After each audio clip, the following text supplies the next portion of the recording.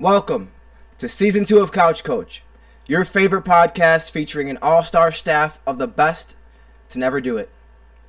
Without a couch, you're just a coach. Without a coach, it's just a couch. But with both, you're one of us. Hit that like button, hit that subscribe button, and Jonny, tell them what they can do if they got some shit to say. Write it down on a piece of paper, attach it to a carrier pigeon, and send it to my house. I'm sorry, no. Leave a comment. You heard the man. And for your first couch coach, we have the one and only Mr. 500. Mr. Bountiful Harvest. Rumor has it he's the most conflicted fan in all of football, as he's forced to root for that man wearing number 8 in Pittsburgh. Egos are on the line. History is on the line. He's a man of many names, but you can call him Jonny. What's going on, good people? I know why you're all here. You were looking forward to this moment for a year in the making. That I have Aaron Rodgers as my quarterback, my least favorite player on my favorite team. And it's going to be a wild ride. I'm looking forward to the circus. He's a bad man, Aaron Rodgers. And I kept the name Bountiful Harvest. I am still Mr. Bountiful Harvest. We're going to run it back. Running it back. For your second couch coach, we have the newest addition to our coaching staff. Now, some say the hottest coaching hire of the offseason is in Illinois right now. And he is. But he's not coaching the Bears. For your second couch coach, we have Mr. Run It Back, Mr. Bucky Charms, Mr. All My Teams Do Is Win. You guys can call him Caleb. Here on Couch Coach, we call him Mr. Baseball. What you got to say, Caleb? What you got to say? How you feeling? Feeling good. Ready for a repeat here starting on Thursday. Eagles running it back? Early prediction? Yes, sir. Yeah, oh, man. I can't get behind that one, but we'll get to that later. And for your last couch coach, we have yours truly, founder of Omnipresence Productions, co-founder of the Couch Coach Pod. Some call me Akira, some call me Commissioner with no rings, but you can call me Kuji. Now, before we get started, guys, as we head into Season 2, it's fitting that we mention some of the greatest Season 2 leaps of all time.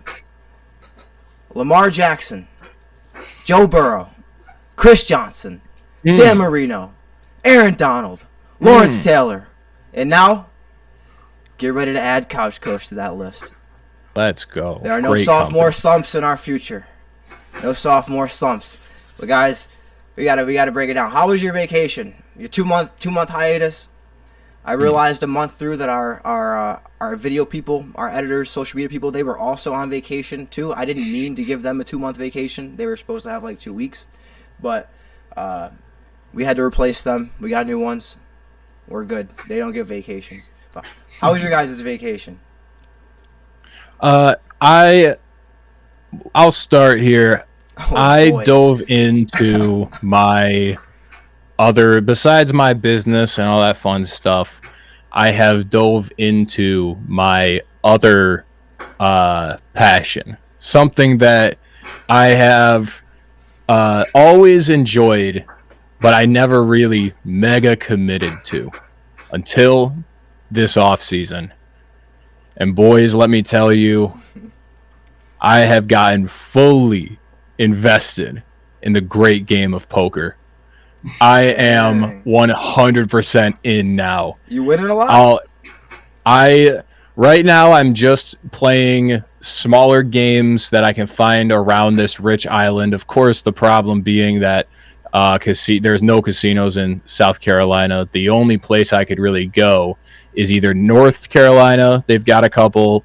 They've got some in Florida, and then there's a boat that leaves off the coast of Georgia near me that can go out into the international waters and you can gamble. But mostly just playing against the locals, the games I can find around here, people I can swindle into playing against me. right now, and then a little bit online. But I'll tell you what, the games I do play, yes. At this point, yes, heavily I'm winning. I've always been good at the game, but I never took the time to like super dive into it. Right. And now we're talking grinding the solvers. We're learning GTO. We're cross-referencing that with how some of the old players used to play before GTO. You know, we're learning from the greats. We're watching old tournaments. I watched everything in the World Series of Poker this year. Phenomenal. You watched it too? Oh yeah, I watch a lot of poker. Is it interesting to watch? If you like the game, it is. Yeah, okay. Big time. Because you can see, especially for the really great pros, you can really watch how they think in certain situations. You can see what cards they have and based off how, you know, what cards they have, how they play the position they're in, all this fun stuff. And you get to kind of cross-reference that with GTO means game theory optimized poker. So there's like the way you're supposed to play any given hand. And then there's also, but how would the pros do it? Because if you only play GTO, people will catch, you know, they'll be able to strategize against you. So it's like you have to strike this balance. The guy who won the main event this year is a phenomenal all-time Hall of Famer, has a legitimate argument at this point for the GOAT. This guy named Michael Mizrachi, who's been in it forever. Phenomenal. I'm telling you, it's been really exciting, and I'm only going deeper. At this point, my big goal is I'm trying to find some people to stake me for the main event in 2026. So that's the main thing I've been up to. I've been having a lot of fun with it, and looking to get further and further in as it goes. But yeah, that's been my break. What you been up to, Caleb? What you been up to this summer? I mean, nothing. Moved out here in Illinois, so had to find a job. Finally got one here in the beginning of August. So just been just into that. If you've been wondering how much I watched the Thunder highlights of their championship, just multiply whatever you're thinking by 2 or 4 or 5, whatever. Been keeping up with that, making sure I watch, you know, something at least once a day, enjoying that. So, yeah, it's been pretty low key. There's a lot to do out here, but, you know, didn't want to do too much while I was in between jobs. So, I feel it in this economy. I mean, yeah, did it hit Wrigley a couple times. Wrigley is as cool as they say. Next up, I gotta get to. Actually, I don't know if I want to go down to rate. Yeah, the Cubs field. I don't know if I want to go down to the White Sox Stadium. That's on the fun side of Chicago. And then I did get up to the Milwaukee Stadium, but I want to get to I wasn't at a game there, so I got to catch a game up there soon. But you got to explore the area. A lot to do up here. I will add in. You guys heard earlier. I had to put him away because my new Fidget. Big time. And this is a great a piece of advice for anyone who's a big fidgeter. Goated Fidget. I'll show you right now. Just have yourself a stack of like 10 poker chips just sitting at your table with you. I am telling you, nothing is better than just sitting there and chip shuffling. But the problem is it's loud. But nothing beats it. This has been like all I've been doing is shuffling chips when I'm sitting at my desk working. So addiction. Well, it's a great fidget though. It really is, and it looks. You have to do it, especially when you're playing against like recreational, less experienced players. You have to chip shuffle and do chip tricks of some sort while you're sitting there. Because it makes you look more intimidating. Really? Oh yeah. It makes you look like you're there all the time. Like doing like gang signs with fucking poker chips, and you're like, damn, he's the man. Once you are familiar enough with the game and you play it enough, it's normal. Everyone does it. Okay. Yeah. Like if you go to a tournament, everybody's doing it. That being said, though, Are they if you're at judging these like though? home Like, games, do you look at somebody before you play them when you're like based off what they do? Are you thinking about what they're gonna be doing on the what do they call it? It's not a field or a court. What do they call it on the in poker? what you're saying like On the a pitch? tell? No. Oh no, you're saying at the table. Yeah. Oh, the table. Okay. Yeah, So, the like, table. do you like, 'cause for example, in track, I would see somebody doing, or even football. You know how you see people doing the drills, and they're just like doing like one-on-one drills, not even real football shit, and you're like, ooh, I don't know, he looks kind of good. Like, you know how you judge beforehand. Like, do you use that beforehand to kind of judge who you're playing? Well, you don't. Most of the time, like beforehand, you're not going to see too much. It's more in the first couple rotations around the table. Okay. Like that's the feeling out period, and you get the vibe of how familiar people are with the game, how aggressive they're willing to play, how Oh boy. and yeah, we'll I'll just continue talking about poker for a minute. How aggressive they're willing to play, what hands they will play with, things like this. That's where you're getting the feel for everything. Beforehand, there's not a ton. You just get the vibe in the moment, but and you pick your spots. That's the key. The number one key to poker is picking your spots. I think that's what it is. Picking your spots and trusting your gut. If you got those two things, you're gonna be good. And you understand the game, obviously. But yeah. So but when you're playing against people that aren't super. When I used to play, I used to enter some tournaments when I was living in New York, and I was like 19-ish, and I was familiar with the game, but I wasn't really great yet. I didn't know it super well. When I'd sit down at a table and the people all around me were shuffling the chips and playing with them, you best believe it shook me to my core. So I'll tell you what, when you're playing as a less experienced player, the chip shuffling does add to your image. Okay. Yeah, But I really just do it as a fidget for the most part. I'm going to go my summer. I'm going to start my summer in reverse. Because I got a question, first of all. Why the fuck is Labor Day called Labor Day? I've never understood this. Do you want me to tell you? Because, like, Labor Day, like, you should be working. If you're going to honor work, you should be working today. I can tell you the history of Labor Day if you want. It's going to get a little bit. Don't it's give me going to the get a full little history. bit Give me the political. 10 seconds. No, not too. No, it's just a little political. The real Labor Day is May Day, which is in May, of course. Yep.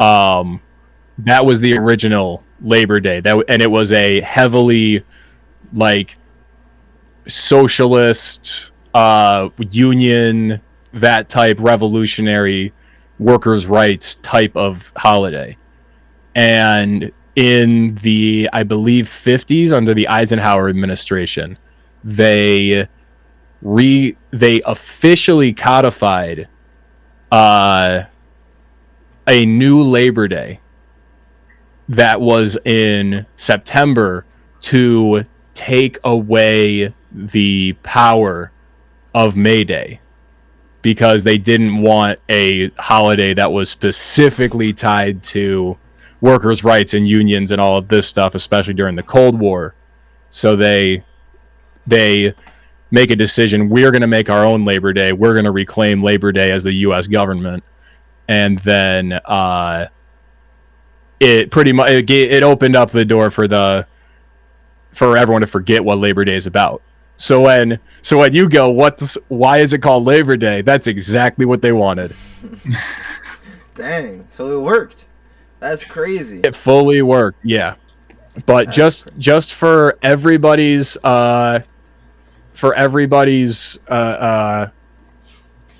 calendar keeping purposes, May Day, the real Labor Day, is May 1st, and don't forget it. Dang.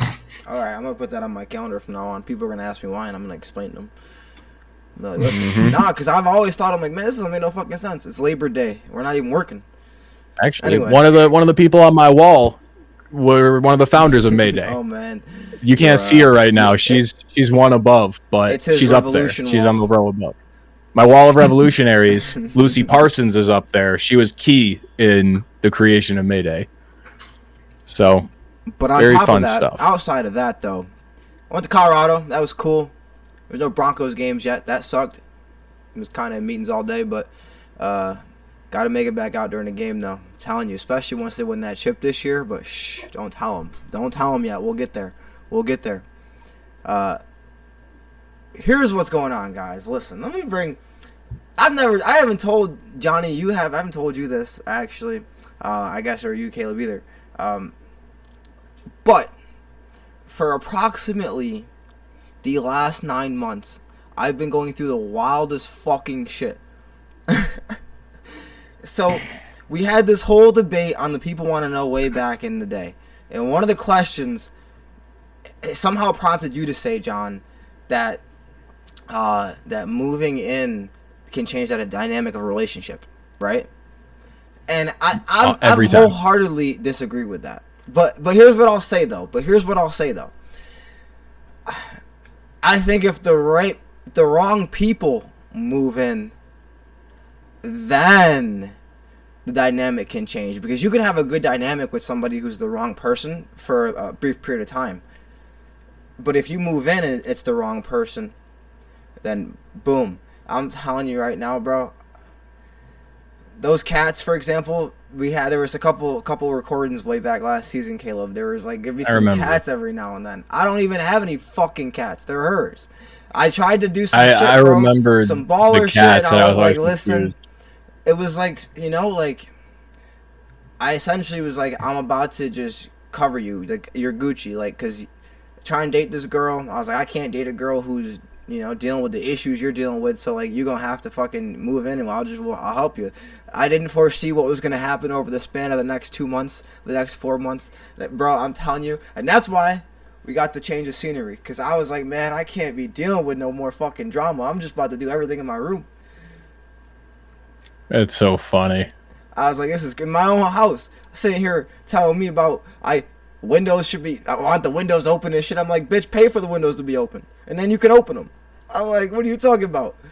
God damn. That's crazy. But she's getting a car soon, so she should be moving out, hopefully. If not, I'm going to have to hit her with that notice before December 8th, because that's when you reach 1 year and you got a little bit more rights. That's funny. Yeah, see, I thought it looked like you're like the house you grew up in, the room you're like in right now, like your parents' house. I'm just upstairs. What? It's the same house. I'm just upstairs. But now it does. Oh, it brings it back. Yeah, same house. I'm still in the same spot. Okay. I'm just upstairs. That's so funny. Okay, yeah, because I like, doesn't that like the corner and like where you put the stuff on the wall? I was like, that looks like the same way you had it laid out at your parents' house. I was like, there's no way. That looks so similar. No, 100%. But a valuable lesson, Jonny. To a degree, you were right. Make sure you do your fact check. Make sure you do your Carfax before you do that. Do what I did, because I knew this girl for 10 days before I let her move in. Knew her for 10 days. Oh man, that's lunatic shit. Lunatic shit. Listen, yes. Bro. No, I'm right, people. Listen to my advice. Listen to my advice. Yeah. Yeah, because you know what I'm saying? And you just think to yourself, you know what? Like, if I just don't do anything wrong, like, there could never be problems. I just won't do anything wrong ever. I'm on my own business. I won't ever talk to the person. I'll just stick to myself. And somehow, some way. Wrong is a subjective opinion, my friend. It's a subjective standard. I know, bro. God damn. I had to argue about where I have my fucking whiteboard. I mean, like for example, like I just one off the dome I think of is that like I grew up in a shoes on household. Like, to me, wearing your shoes inside is nothing. I don't think anything of it. Some people fucking kick you out the house for that shit. Yeah, some people, that is a big no-no. They think you are there's some people that think that is top heathen behavior. And to me, I'm like, I don't know, man. It doesn't bother me at all. Especially if you have a dog, bro. If you have a dog or an animal that goes outside and you're also a shoes off household, you've lost the plot. Yeah. Because your animal is tracking in stuff that would be on your shoes. On person. Right, that's what I'm saying. Like, you can't be both. And like that was pretty much what it was for me, was like we always had a dog for most of my childhood. So like, how are you going to justify that you can't wear your shoes in the house, but the dog comes in from outside constantly? I found a way around that, Jonny, actually, if you want some tips from me. Wear shoes that don't require you to wear socks, like boat shoes. Because what are they going to do? Have me walk around their kitchen barefoot? I don't think so. You never know. I don't think so. Yeah. But yeah, man, it's been summer. It went by quick. Man. We're already here. Football season. So check this out, guys. It's the most wonderful time of the year. The fall air is starting to set in. We have survived the sports dead zone. And 32 teams have hope that this could be their year. From the moment the Eagles won the Super Bowl in February, the story of the 2025-2026 NFL season began to take shape. Each team jockeying for position to make sure they get to write the final chapter in Levi Stadium on February 8th. In this special edition of Instant Replay, we catch you up on one of the craziest off seasons in NFL history. One replay at a time. Now, this offseason was the culmination of a new era in the NFL, marking 13 head coaching changes in the last 15 months. I'll start off with this, guys. Has the NFL lost patience, or are teams more desperate than ever to win now?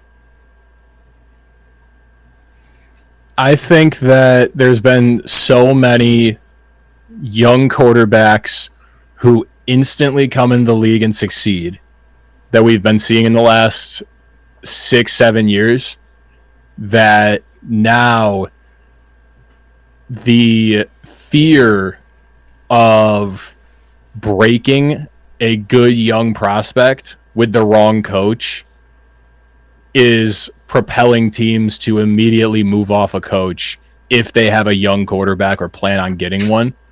Because I feel like almost all of the coaching changes, save for a small handful, but almost all of them involve a young quarterback. Yeah, or a quarterback that is not producing to the level that they want him to, that they expect him to.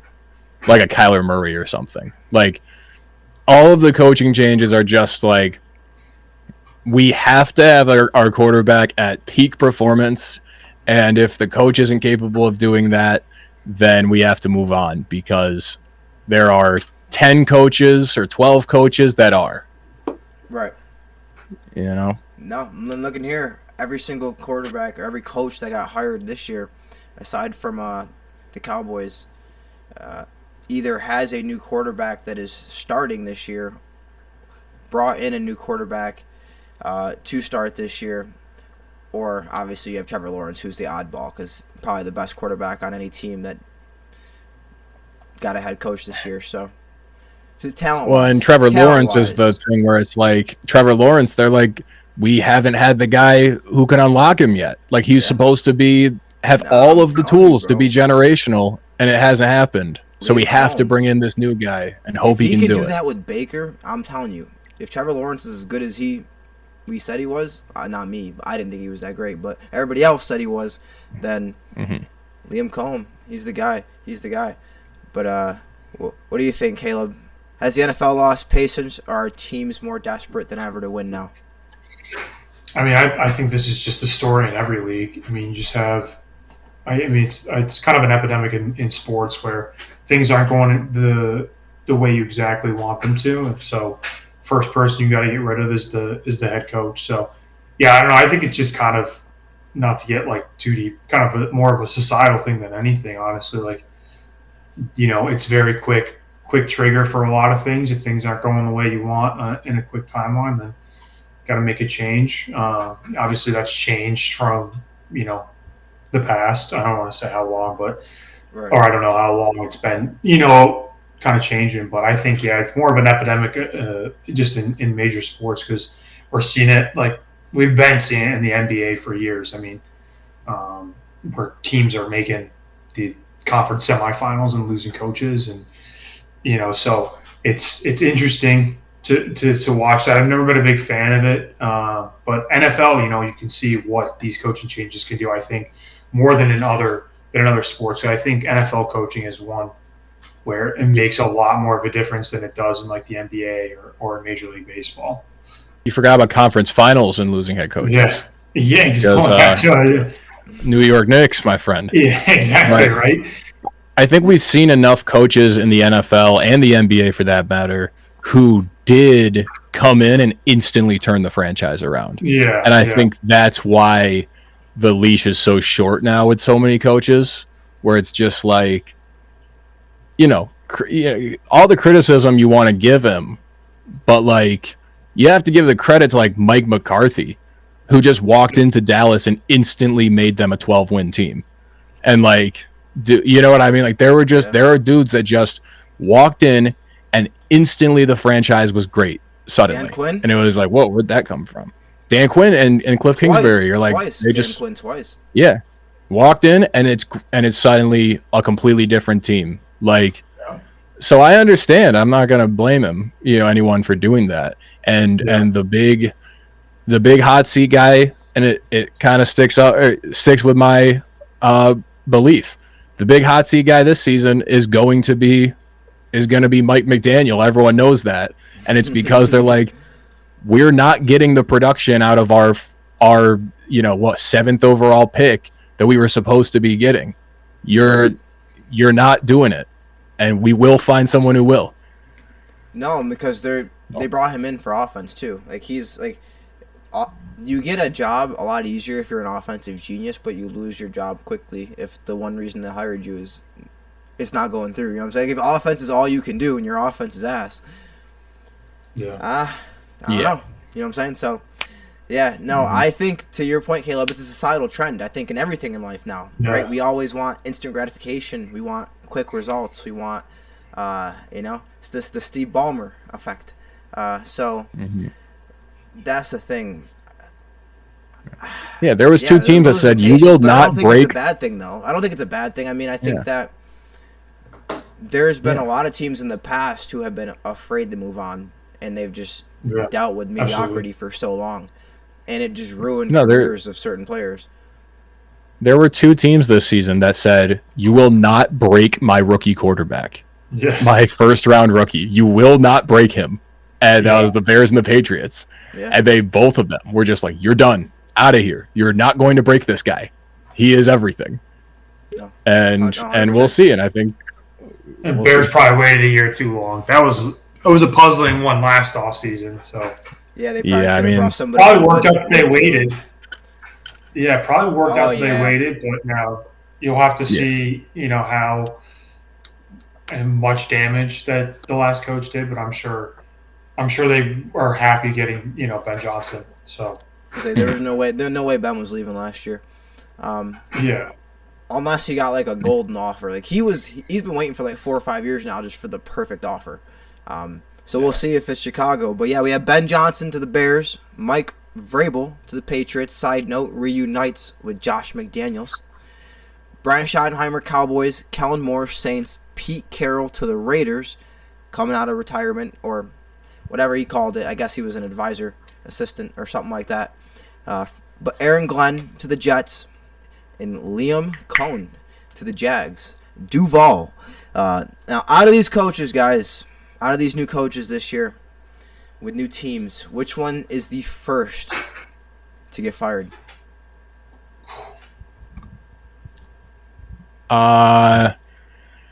Okay. Give me a moment to think on this. I have a better question. What would Kellen Moore have to get fired from New Orleans?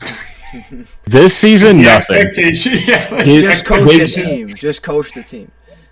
No, he's getting the. Team, he can probably get fired, but unless they give him like a long leash, are they giving him a leash? Well, that's what I'm saying. The expectations, they're going to be happy if they've won 5 games like they did last year. That'd be a fantastic season. Yeah, but imagine if they have a worse record than last year. That's what they expect each year.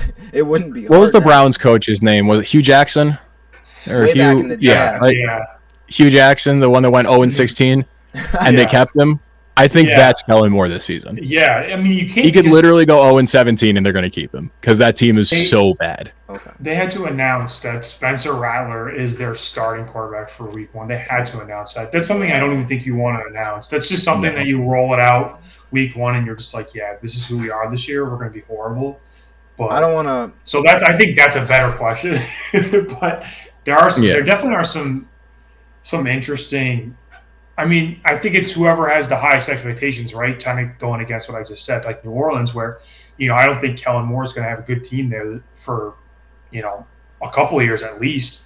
So it's like, I think he's going to stick around. So it's who did you think is going to be, is a team that, is going to have higher expectations going into this year. So that could be a team like Dallas. I think Dallas, too, is just a team where, obviously, they're looking to be a playoff team every year no matter what. So those coaches are always going to have, I think a shorter leash than others. But I think that's one that sticks out to me off the bat. But I think most of these are up-and-coming teams. Like Vrabel, I think, is going to get some leash in New England. Same thing with Johnson in Chicago. Like those are teams where I don't think it will work out right away. Upon thinking about it, I think the way that Jerry operates – I think Schottenheimer is there for minimum 3. But, no, I think Schottenheimer's there for minimum 3. Okay, I have my answer. It's Pete not Carroll. Your answer? You think it's Pete Carroll? Pete Carroll. Because does he get fired? Pete Carroll... No, Pete Carroll is a... He's getting old. No. I didn't say that. That's crazy. Pete Carroll, but I think the age is a factor. Pete Carroll's a made man.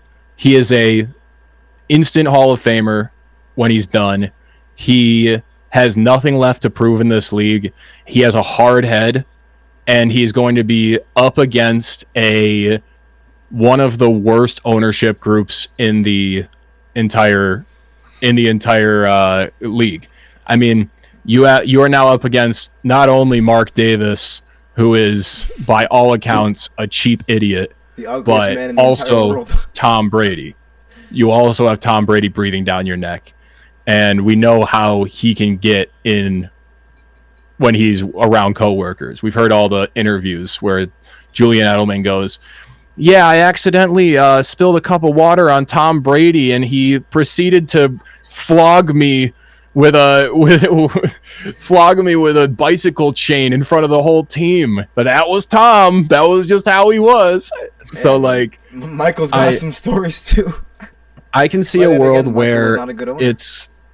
Where it, not because necessarily that Pete Carroll is terrible, but because he would be willing to blow up on the owner and challenge the owner directly to the point where it hurts his ego and he fires him because Pete Carroll has literally nothing to prove.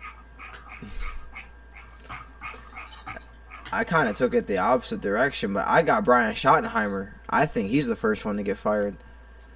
Because I'm like, he's the only coach out of all these coaches that I look at them getting hired and I just go, huh? How? Like, there's no way there's no way he's not a holdover for somebody else. No, he's a patsy he's Jason Garrett. Like, they're waiting on something. That's what he is. He's Jason Garrett. He's a patsy for Jerry. That's all it is. Yeah. Listen, eventually. I think too. We could also. He's got to. You could also try and think about who's going to be.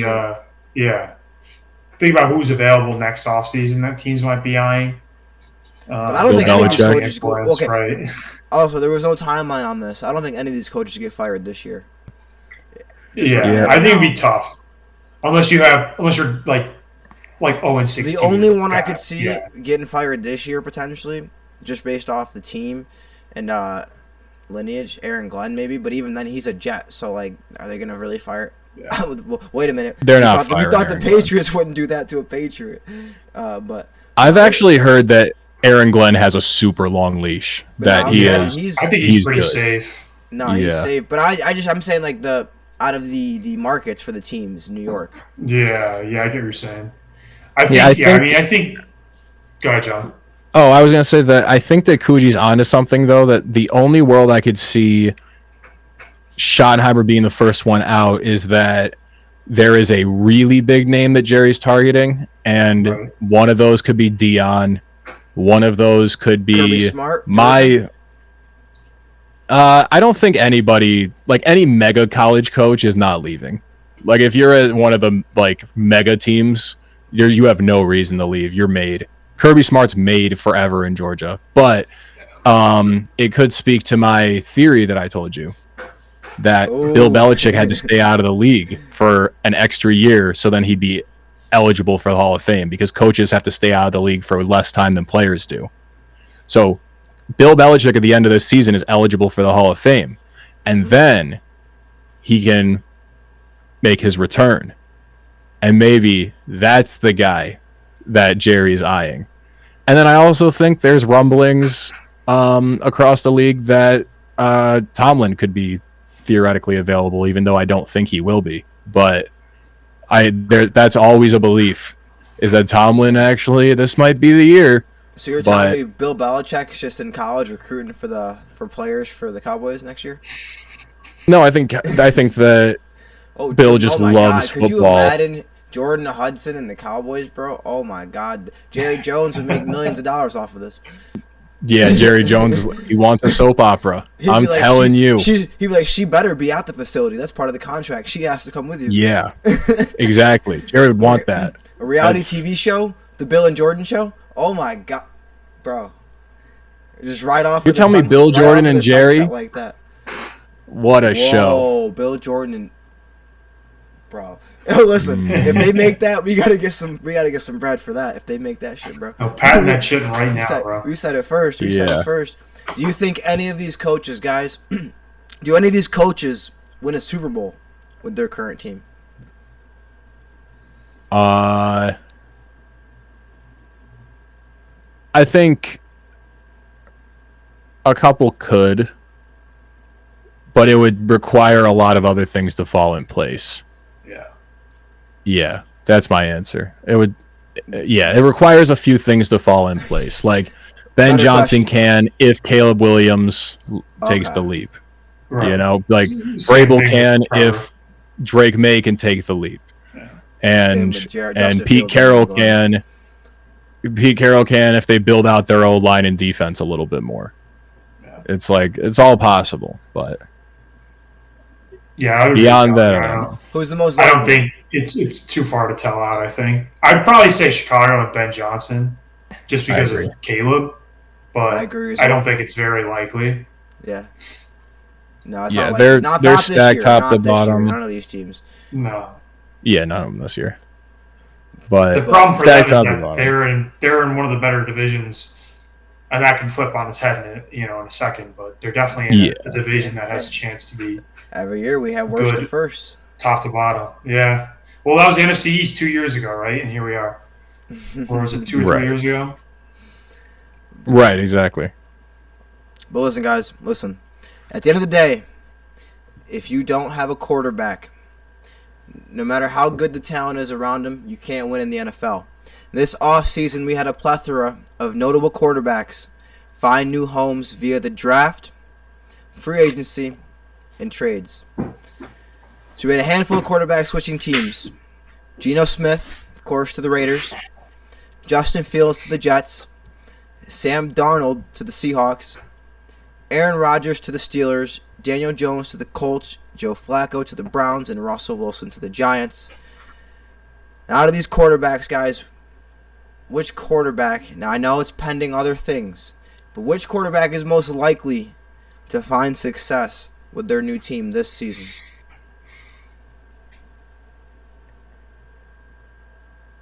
Only the guys that shifted teams, not new quarterback, like a JJ McCarthy, for example.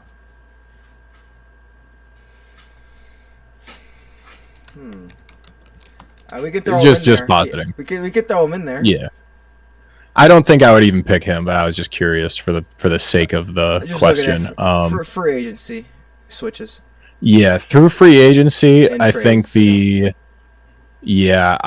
only answer is is Geno. Yeah.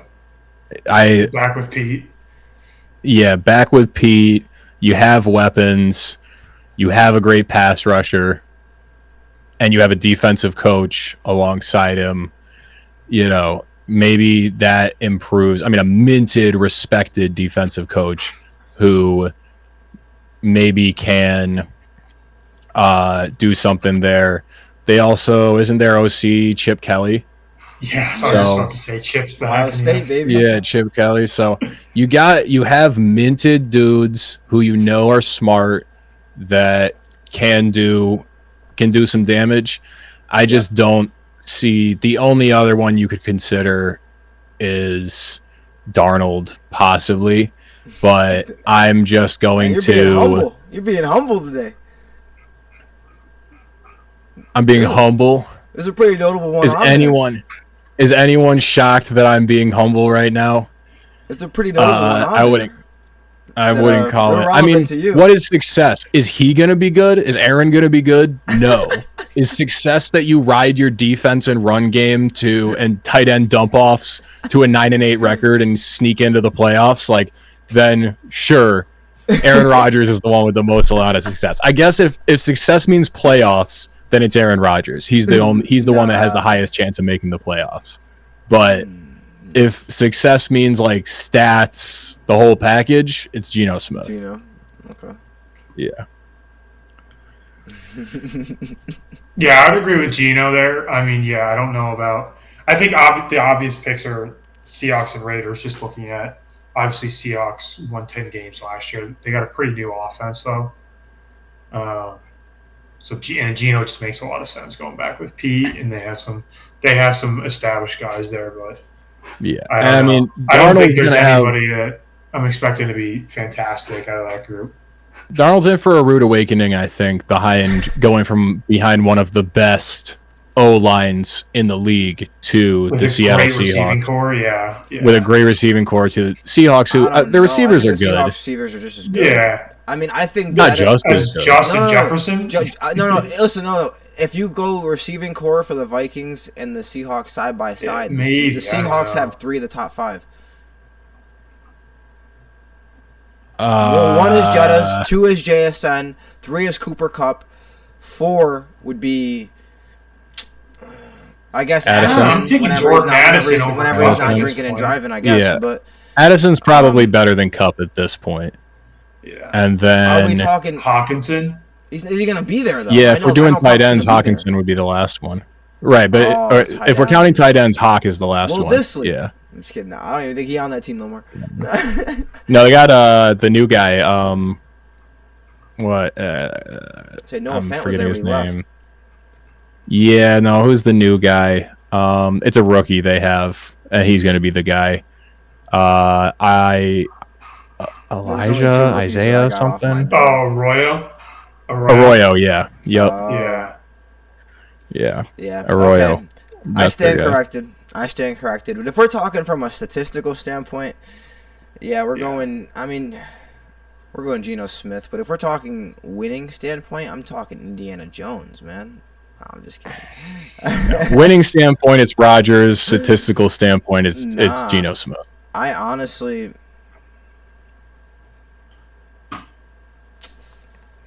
I mean, there's a path to win that division for the Colts. I gotta agree with you. You're 100. I hate to. I had to think because I just don't want to agree with you, John. But you're right. Statistically, it would be Geno. Winning would be Aaron Rodgers. Because I think that he's gonna have a resurgence. But we'll get to that a little bit later. In the draft, guys, we also had Cam Moore to the Titans, Jackson Dart to the Giants, Tyler Shuck to the Saints, Dylan Gabriel to the Browns, Shedeur Sanders to the Browns, and Kyle McCord to the Eagles. He's on the practice squad. Now we got to answer the question. That I think everyone wants to know the answer to, guys. Why are they doing Shedeur so dirty right now? Now listen, all right, for real though, Dylan Gabriel, Shedeur Sanders. Going in the next year, because we know Joe's got 1 year and he's out. More than likely, he's not going to be here next year. Who do you got in the future? You got going forward? Who wins this? Who wins this whole back and forth at the end? Shedeur, Dylan, who you guys believe in more? Neither. I believe in Shedeur more, but I think that the Browns don't. I think the coaching staff and all of this don't like him.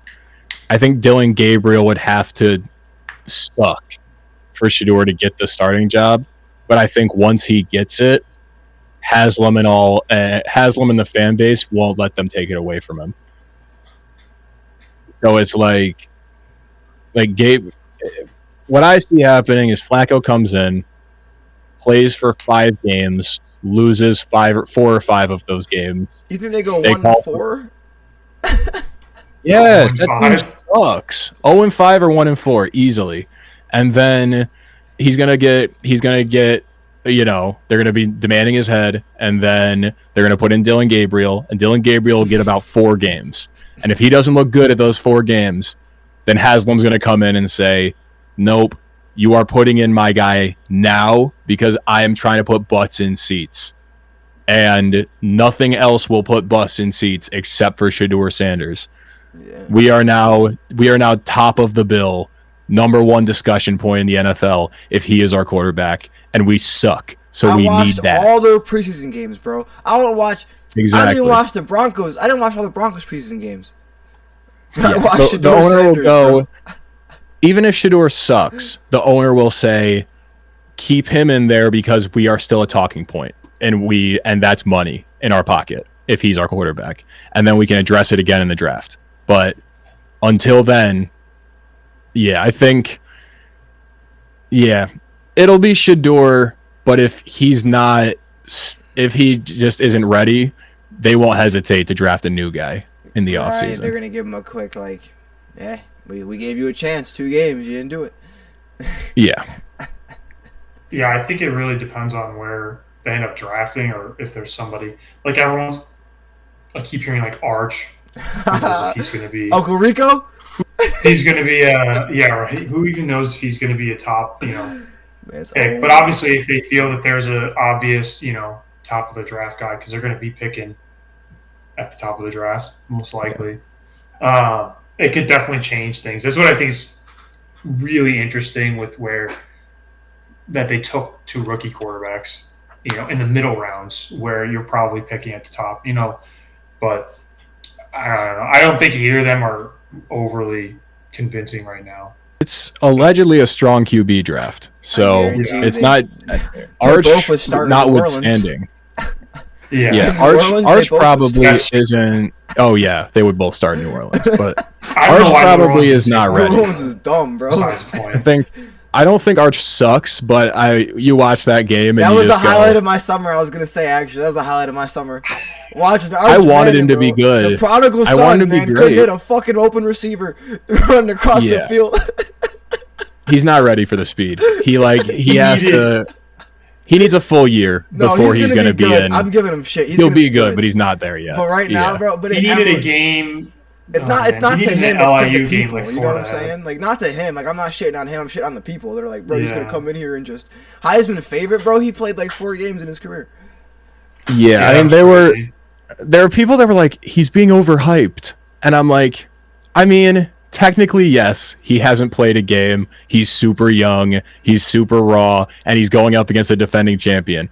All that to be said, we've literally never seen a man with the last name Manning not be a shit wrecker, all-timer step on when he gets under center. One in our lifetime too, if we're talking like post 2000s.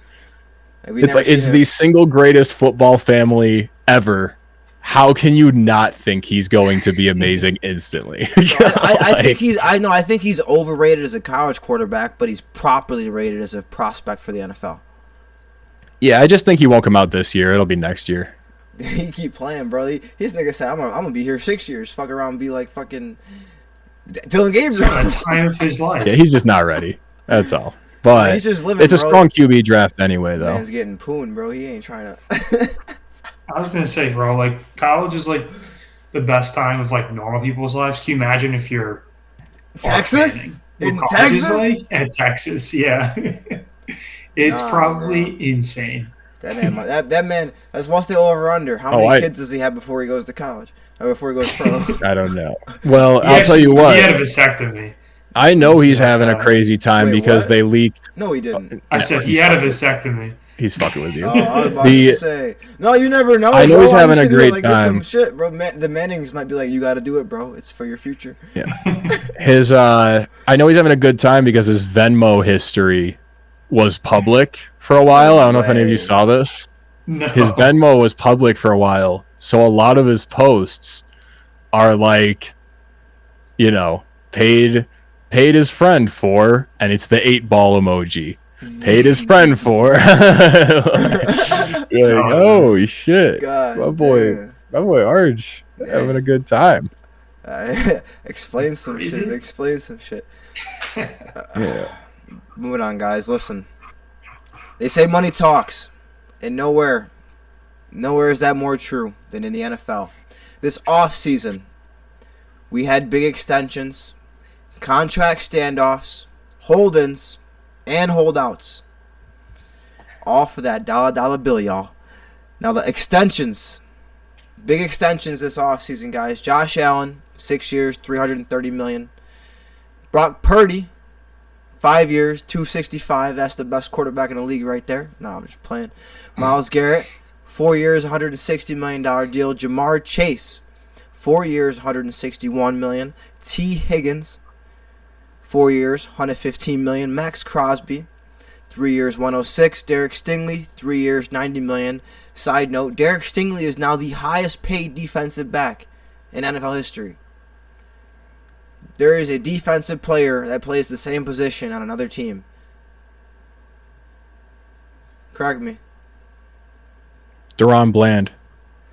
He just passed him? Did his He deal just got paid today. His deal yesterday or today. He passed Stingley. Yeah, too? he had 92. 3 years, 92. God damn, bro. Pass your tan. Get your deal redone now, bro. The price has gone up.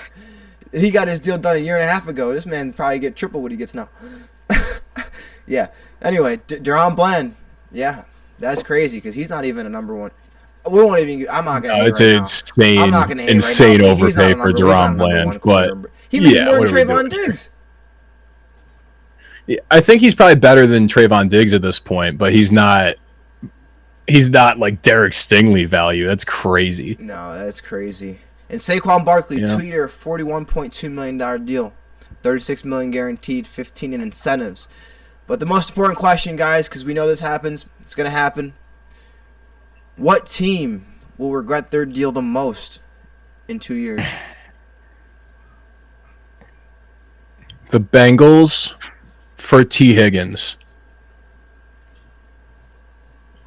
Not for Jamar, not for Trey Hendrickson, except for the fact that they only restructured 1 year and they'll probably lose him. But the reason they're probably going to lose him and the reason their defense is going to be terrible is because they made T. Higgins like a number one receiver, and no other team in the league does that. That's good. You just can't pay two guys like number one receivers and have a market-setting quarterback. It's just not going to work. You're done. The Chiefs moved off Tyreek Hill. Like you can't do both. It's a precedent. Yeah. So, yeah, it's the Bengals and T. Higgins. They're going to be absolutely hamstrung by paying two, market-setting receiver prices. I gotta take low-hanging fruit. Brock Purdy. That's a good one too. Brock Purdy. That's a good one too. I think he's worth a lot of money, but not that much money. Relative to the salary cap, he's getting paid like I think he's making more than Mahomes right now. Mm-hmm. So salary cap's fake in the NFL anyway, so they're gonna be. They'll just restructure a bunch of deals down the road, and then all of a sudden they have a bunch of cap room. Right at that 2 year point when they start to regret it, they're gonna give them a call. they're gonna restructure. And you get to keep doing that in perpetuity. Yeah. Over and over. Just keep restructuring, keep kicking the can down the road, and then you look up and you're the New Orleans Saints. You're the New Orleans Saints. So eventually someone's gonna pay, and it's not gonna be the owner. So. The cap is massageable, but it is real. It is not fake, like some people would have you think. The Saints are living proof of that. Yeah. It's not as bad as the NBA, though. It's not as bad as the NBA. Well, because I'd have to agree with T. Oh, yeah. Well, usually, too, bad teams usually have it. I feel like most often you would look at a bad team and go, they're going to have a lot of cap. But, like, I definitely see some bad teams that have had, like, no cap space. And, like, you just can't do anything. They're just strapped. Yeah. Just nothing. No budget. Look at the budget this month. There ain't shit in there. No, I was kind of shocked. I saw someone talking about it, and they said who the team was that had the most cap space in the NFL, and I was kind of blown away by it because I was like, that's a good team. I think the Lions. I think the Lions might be Patriots probably spent a lot of theirs. Yeah, I think they might have been up there, but I think it was the Lions. And you're like, that's a good team. They have that much cap space. Well, they've been drafted really well, though. Yeah, it's like you look through their team and it's like they haven't paid anyone yet. They're $34 million. Patriots are number 1 at 46. Oh, so it is the Pats still, okay. Yeah, and then Cowboys have 38 mil. Yeah, but you can already bookmark 30 of that mil for the future when Drake gets paid. At least. Yeah, you look through the Lions team, it's like the only guy they're really paying big money to is like Jared Goff and Penei Sewell. And then I guess Amon-Ra, but I don't think he but when Laporta gets he doesn't have like market setting money. Jameson gets his deal, and they got some time before those guys are gonna. They got time. What about that dude got hurt? Yeah, Aiden Hutchinson. He'll make. I mean, reset the market money. Arnold's got to get paid. Yeah, so but for the time being, they got money to play with. It's kind of crazy. With, like they could have realistically afforded Micah. That's how crazy their cap space is right now. God. He probably looked nice in the line. Yeah, I'm not gonna lie.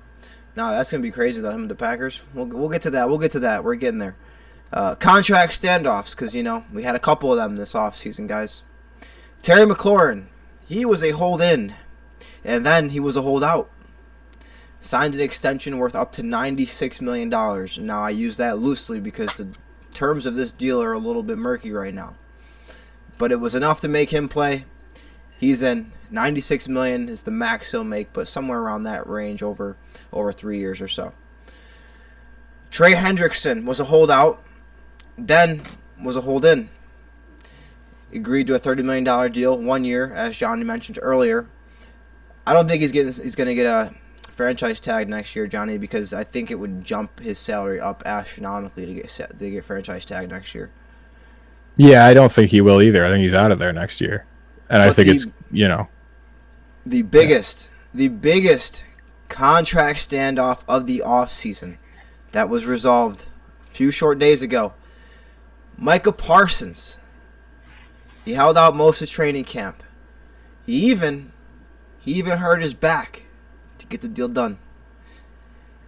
But he signed a record 4-year, $188 million deal extension with the Green Bay Packers after a trade, 2 first-round picks, D-tackle Kenny Clark, and this makes Micah Parsons the highest-paid non-quarterback player ever. Fact check me, Jonny. Did Ron pass him? No, not even close. Perfect. We're good then. Not We're good. Even the close. Highest paid non-QB ever. Yeah, he cleared the mark by like $5 million a year. It was like comically higher than the last guy. As he should. I think it's Caleb will relate to this. Baseball, like players, they know they try to do it for the next person coming up after him. Like they want to jump it up so the person behind them can also jump it up and keep it going up. Well, and now it's different because they don't have a salary cap in baseball. So you know what I'm saying? Them owners, they're like, fuck them. They got billions, but these owners got billions, but can only spend so much of it. But the other thing that you can look at it as is like Myles Garrett, I think is 29, TJ Watt's 30. You go, those guys got market setting money. I think TJ or Max Crosby, I think both got 42 mil a year. And so it's like, how much more valuable? Like Micah is on that level of player, but he's 4 years younger. Yeah. So is that worth the extra $5 million? I can see the argument. 100%. Oh, yeah, and then someday there's going to be somebody they're going to compare, and they're going to say, hey, this dude compared to Micah. Not anytime soon, but, once he gets a little older. But, guys, are you a fan Yeah, Aiden, maybe. Are you a fan of players holding out / holding in, which is becoming a new thing nowadays? Yeah, get your money. Player empowerment, man. I'm all for it. Yeah. I love it. I love it. Yeah, As rob a these fan- billionaires. As a Do it. fan, I'm like, man, I hate it when my players on my team do it because I'm like, Yeah, I don't hate it. facts. I don't hate it when they do it like for them. Like I'm like, oh, that sucks. Like my team might be ass this year, but like I'm glad they get their money. I'm more mad at the owners and the GM and shit. Like why haven't you paid this dude? Like, you know what I'm saying? If I was a Cowboys fan all offseason, I would have just been staring at the screen and just yelling like, why haven't you fucking paid this man? Like, what are you doing? And it's Jerry. That's what's nice is the Steelers in recent years have had zero problem just throwing money at their players' faces Cam and not Hayward. making a big stink out of it. Yeah, it's What about like, Cam Hayward? Is he gonna get a deal? yeah, he'll get it restructured. I think he's got 1 year left. He They're just gonna he wants figure another out- one. He said, "Run it back." I know. Yeah, they're trying to work it out, but I don't think it's not a big not a drama, big stink though. Okay. Yeah, there's no Okay. drama. They'll eventually just throw money at his face, just like they did for TJ Watt. People were like, "Oh, it might be a problem with TJ. I don't know if they want to pay him Yeah, at he was that projected rate," to and be then they traded just for like did 2 it. years. Yeah, always, because I don't know. People always are assuming that the Steelers are going to do something big, and they hardly ever do.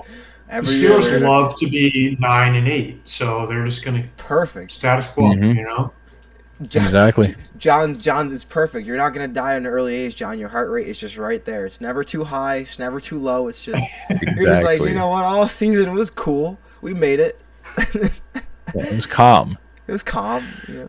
But No, what are you talking about? Heart rate? You ever watched the Steelers game? what do you mean? Well, yeah, my heart rate would go up too if I had to watch my kicker kick 6 50-yard field goals a game. Third out.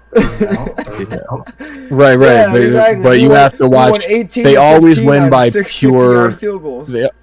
The last field goal of that game will be because Lamar Jackson throws a perfect pass that just somehow like bounces off the ref's head and lands into a Steelers defender's hands, who then almost runs all the way down the field, but then like kicks another player in the head, but the call is missed, and then we're sitting there ready to go. I mean, I'll never forget the Steelers Bengals playoff game where we were dead, and then the Bengals committed like 4 penalties on defense back to back, and got us in field goal range. There were like 10 seconds on the clock, and we won the game. Yeah, you know, Yep. Broncos. Man. Steelers football, baby. I think that was the last Parsons, playoff game we guys. won. Yeah, you know what's crazy? I thought about hold on. I heard a stat, so I didn't think about this. So 2016 was the last time y'all guys won a playoff game. Mm-hmm. Just zoom out real quick. Mike Tomlin hasn't won a playoff game in half his fucking coaching career with the Steelers. Yeah. That's insane. I knew it was 10 years, but I'm like, he's been there forever. He's, you know, but like, no, half his time with the Steelers and he hasn't won a playoff game. Half the time. Yeah. I think it was the 16-17 season, but yes, like to your point, yes. That's it was crazy. It was the season Any that other Antonio coach, bro, Brown they'd be gone, got- I'm telling you. Yeah, it was the season that Antonio Brown got beamed in the head and passed out on the field from Vontez Burfict. That was the last playoff game we You won. got CTE? Exactly. That was the last playoff game we won, and then from there it's been nothing but He became an absolute he became AB that day. dumpster fire. Yes, sir. But guys, who do you think won? Who do you think won between Micah Parsons and Jerry Jones? When we look back on this, who got the last laugh? Obviously, Micah Parsons, and it's not even close. It's truly not close, even a little bit. There's a man To walk away with, there's a man in Dallas that'll tell you otherwise. Jerry walked away with a solid defensive tackle. I'm not going to poo-poo Kenny Clark, a good player. He's good. He also got bit older. what will presumably be the 26th pick of this year's draft, and then next year he got maybe the 28th pick of the draft. Like, and that's what he walked away with for a generational defensive talent that was only 26 years old and yet to enter his prime. Good job, Jerry Jones. What a genius! But I'm glad you paid Deron Bland You absolute moron. Oh, that's you almost insulting. He did that shit right idiot. after. He did that shit right after. He said, "Get out of here," and I'm gonna pay this nigga. Ain't nobody know who he is. We know who he is. We know who he is, but I guarantee if you walk up to anybody on the street and you go, "You know who Deron Bland is?" They're like, "What?" No. It was just a stupid decision. If you were gonna and if you had to not he knows pay, it wasn't smart. Yeah, it was a stupid ass decision. It was one of those decisions you make. He could have paid him earlier and paid him less, or he could have paid him instead of CD, or he could have paid him instead of Dak, or they could have done. There's a million options that could have happened. You would have paid him first before those other two. I mean, I would have paid Micah over CD, quarterback stuff. Yeah. Pass rusher is too important. You have to have a great pass rusher. But no, 100%. Of course, Micah won. Crazy. He's the best pass rusher. He's the best defensive player in that division now. I'm trying to think. The only facet that Michael lost in is that now he has to live in Green Bay, Wisconsin. Green Bay. Yeah, he can actually focus on football. Only 2.5 hours. It's not too bad up here. He can come live in Gurney, Illinois, with me. It's all right down. He can move in. He can move in. Yeah, tell him you're charging $5,000 a month for rent.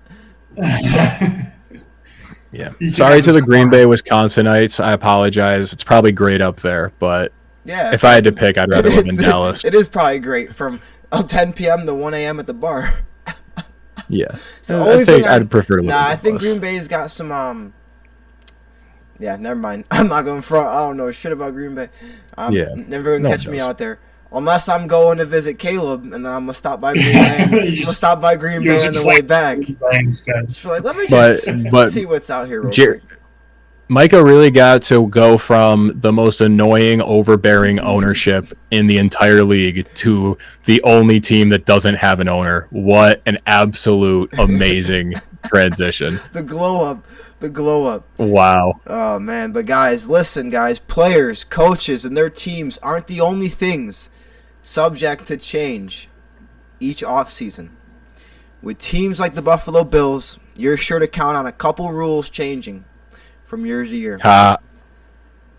Now, it's a Buffalo Bills hate show. Come on now. First of all, first changes. Dynamic kickoff updates, guys. First of all, they're not permanent. They have become permanent. It was an experiment last year. They're here forever until they decide to change it again. But the touchback spot, another one, the touchback spot was moved back to the 35-yard line. Or moved up, whatever way you're facing. Up, yeah, I was going to say. It's 35-yard line to encourage more returns. I'm not going to lie to you. I don't understand how that encourages more returns. But that the kicker would want to place the ball into the place where you have to return it from. Got you. Okay, so move that space forward because dynamic kickoff, the space is not moved forward. Okay. Right. Okay. Like I was about to say, I'm like, why would now I'm definitely going to need it if I go to the 35. Right. It's incentivizing you to not kick it into the end zone, to kick it into the field where they have to receive it. But I think it's a twofold thing. I think that they're like, oh, it'd be fun if we had more returns, but they don't care about that. They want higher scoring games. So they want to start the offense closer to give you a helping hand. Closer to the end zone. It's like having bumpers on when you're bowling. Yeah, they want higher scoring games. I think that's all it is. They're like, the offenses will score more, the games will be, more exciting if the teams only have to go 65 yards as opposed to 75. Yeah. You could throw to the end zone from there. God damn. Regular season overtime rules are now going to mirror the postseason rules, guaranteeing both teams a chance to touch the ball. Of course, unless the defensive team scores the touchdown. Virtual first down measurements. A new thing this year. Also, a nose wipe gesture. A nose wipe gesture is now a unsportsmanlike conduct with a 15-yard flag. Teams that are trailing may now declare an onside kick at any point in the game. And teams may wear alternate or throwbacks 4 times instead of 3 times this year. And alternate pants and helmets are now permitted in the postseason. Now, guys, what is your favorite rule change your favorite rule change this offseason, and what is your least favorite? What rule change do you guys hate out of these rule changes?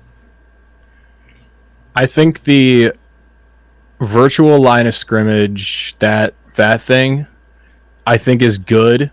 It was a long time coming, and objectively, in the grand scheme, it's a good thing that it exists, because there's been a lot of just really drawn out, stupid, like, line judge chain gang shit that it's good that we can move past that. What I don't like, as you know, is what brought the change about. There was a butt coming. You know, the reason for the change is really annoying, and it's just Bills fans crying again. You know, it's another rule change. I also like if the overtime rules. I think it's kind of. I now I think about it, it's kind of dumb. I don't know. I guess it's like it's fine if the overtime rules are going to match the playoffs. I guess it's like keep it match, the same. But I think what you're getting to, though, it's stupid that both teams touch the ball or have to.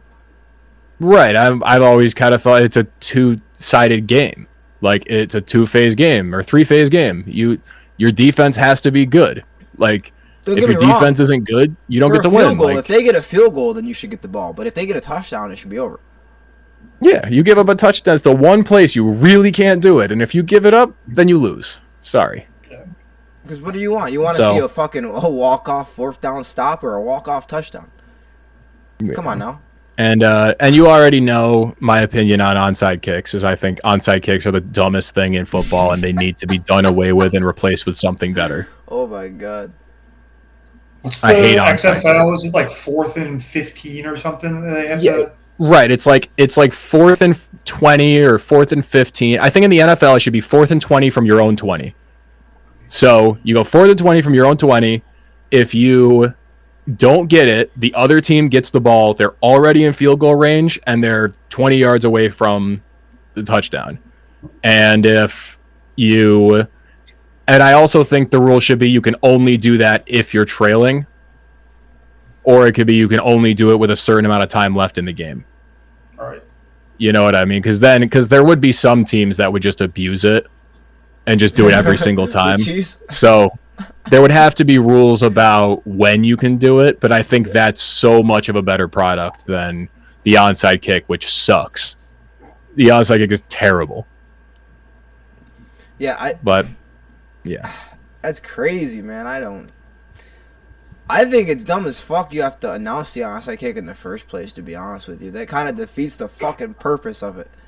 Like, well, it's because of the way they make the kickoff teams line up now. Super Bowl, bro. That Saints Super Bowl against the Colts when they come out at halftime with an onside kick, that was one of the most memorable moments of all time. Yeah, the way they're forcing them to line up now, you can't. It doesn't account for the onside kick anymore. They make you line up too far back. Yeah, that's why the onside kick should be done away with. To add to that, they can line up a yard closer on the onside kick as well. Yeah, it's still dumb. It's still a bad play.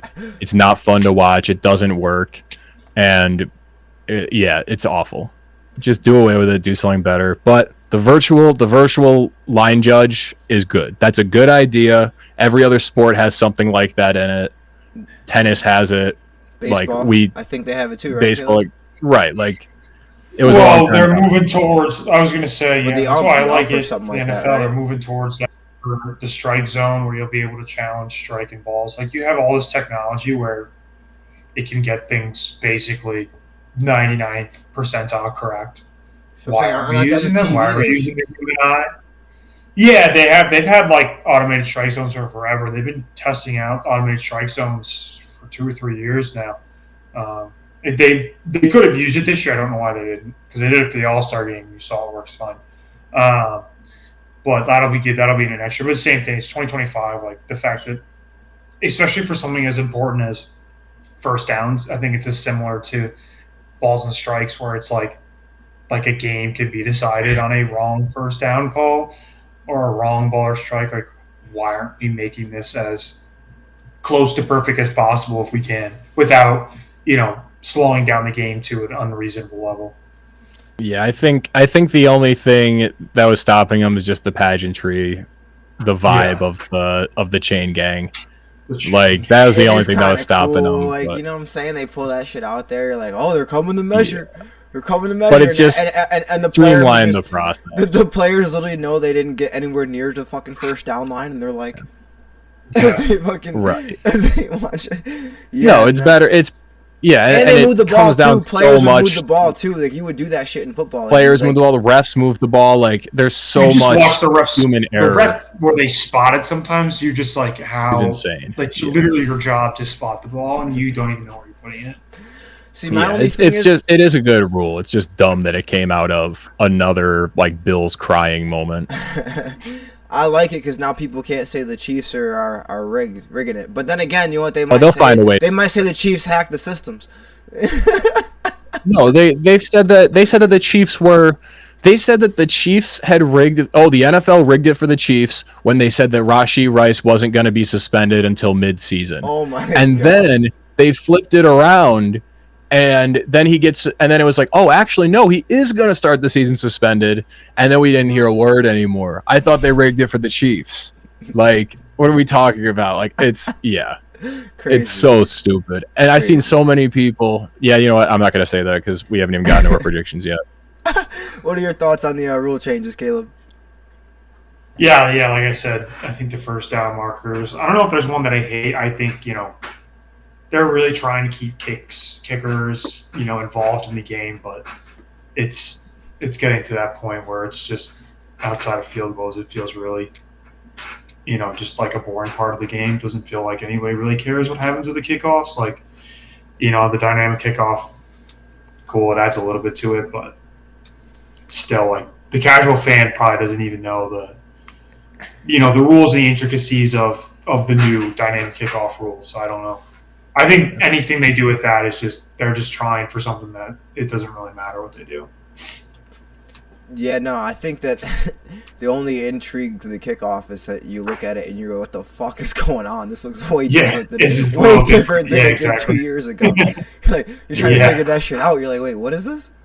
Oh man, I hate the. I get it, man, but the nose wipe gesture. And getting a 15-yard flag, man.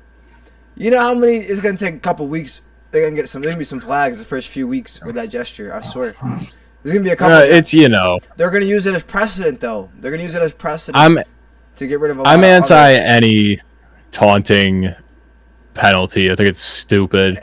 But at the very least, you're like, at least the nose wipe is technically a pseudo gang sign. Yeah, it's technically a pseudo gang sign. Now, does anyone do that? I was gonna say, 90% of people that use that shit don't even know that it's a gang sign, bro. They're just like, you might walk past a 10-year-old going like this, bro. He don't even know. He just like.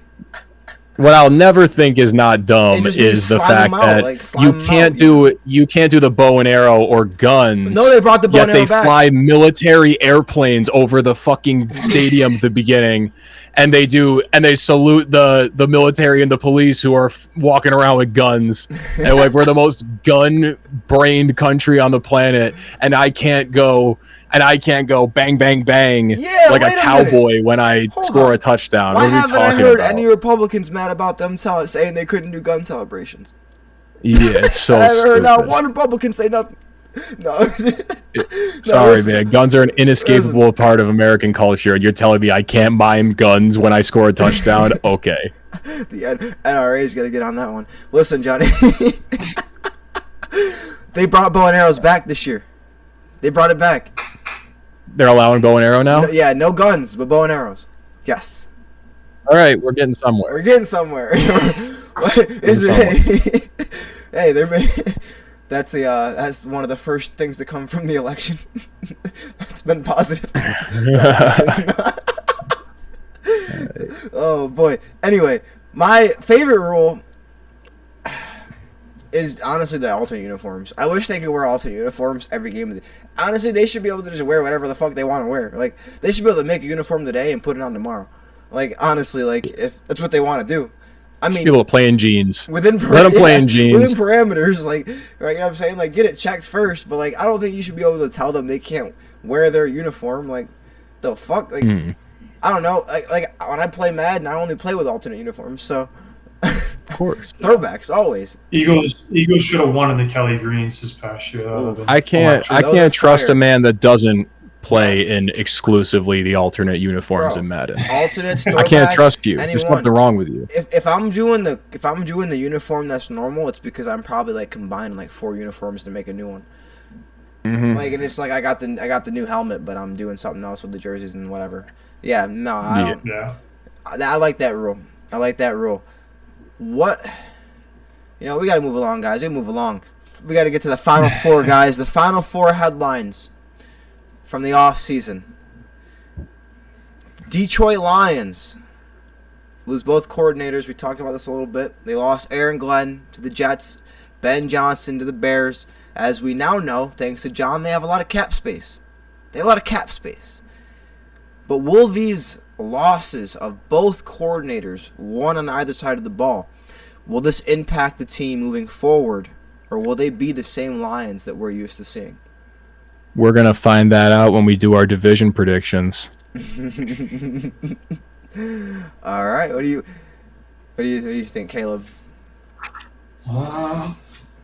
Say the same thing I did, Caleb. Say the same thing I did. We're going to find that out when we do our division. All right. Yeah, we got to keep it moving anyway. Keep it moving. Don't want to get redundant. I had a Chiefs earlier for this season, and I went, nope, I'm saving it for the predictions. All right, guys. We'll get to the only headline that matters down out of the Final Four. We'll get to the biggest of them all, guys. Travis Swift, Taylor Kels. Whatever you want to call them, guys. We're workshopping a nickname still.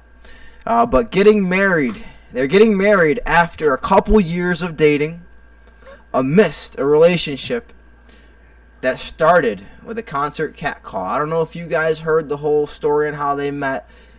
Travis Kelce went to a concert. He had a bracelet, something. He basically threw it up there and was trying to get her attention and whatnot, and like, call me type shit. And she called him, so to say. So anyway, big news. Big news. It was groundbreaking. But I want to say this. Does this highlight that the rules aren't the same for everyone? Because I'm telling you, I've been saying this for a minute. There are certain things that certain individuals can get away with that other individuals can't. The difference between a cat call and shooting your shot is being Travis Kelce and not being Travis Kelce. I just can't believe that he's one of the most famous people on the planet, and you still pronounce his last name wrong. That's really more the crazier part to me. Listen, but honestly, yes, Kelce. He's so famous, bro. How do you not know this? Because he's Killer Trav. All I know is he's Killer Trav. Killer Trav. He's Killer Trav. You watch football. You watch more sports television than I do. How do you not know? Because when they say his name, I'm usually yelling it, and I'm saying Kelce while they're saying Kelce. I don't know. You need to put a second E in. This is what I gotta do. Put a second E, bro. That's all you gotta do. He's American, isn't he? What is he? They talked about this on their podcast. I think it is pronounced. I think or was at one point Kels. It was like a whole thing on the podcast one week. That's why I thought you were making a. I thought you. No. I don't know. I know he's called them Kels for years, bro. Two names I'll never get right. Travis Kelce. I know the other one. I know the other one. Shy Egregious Alexander. Yep.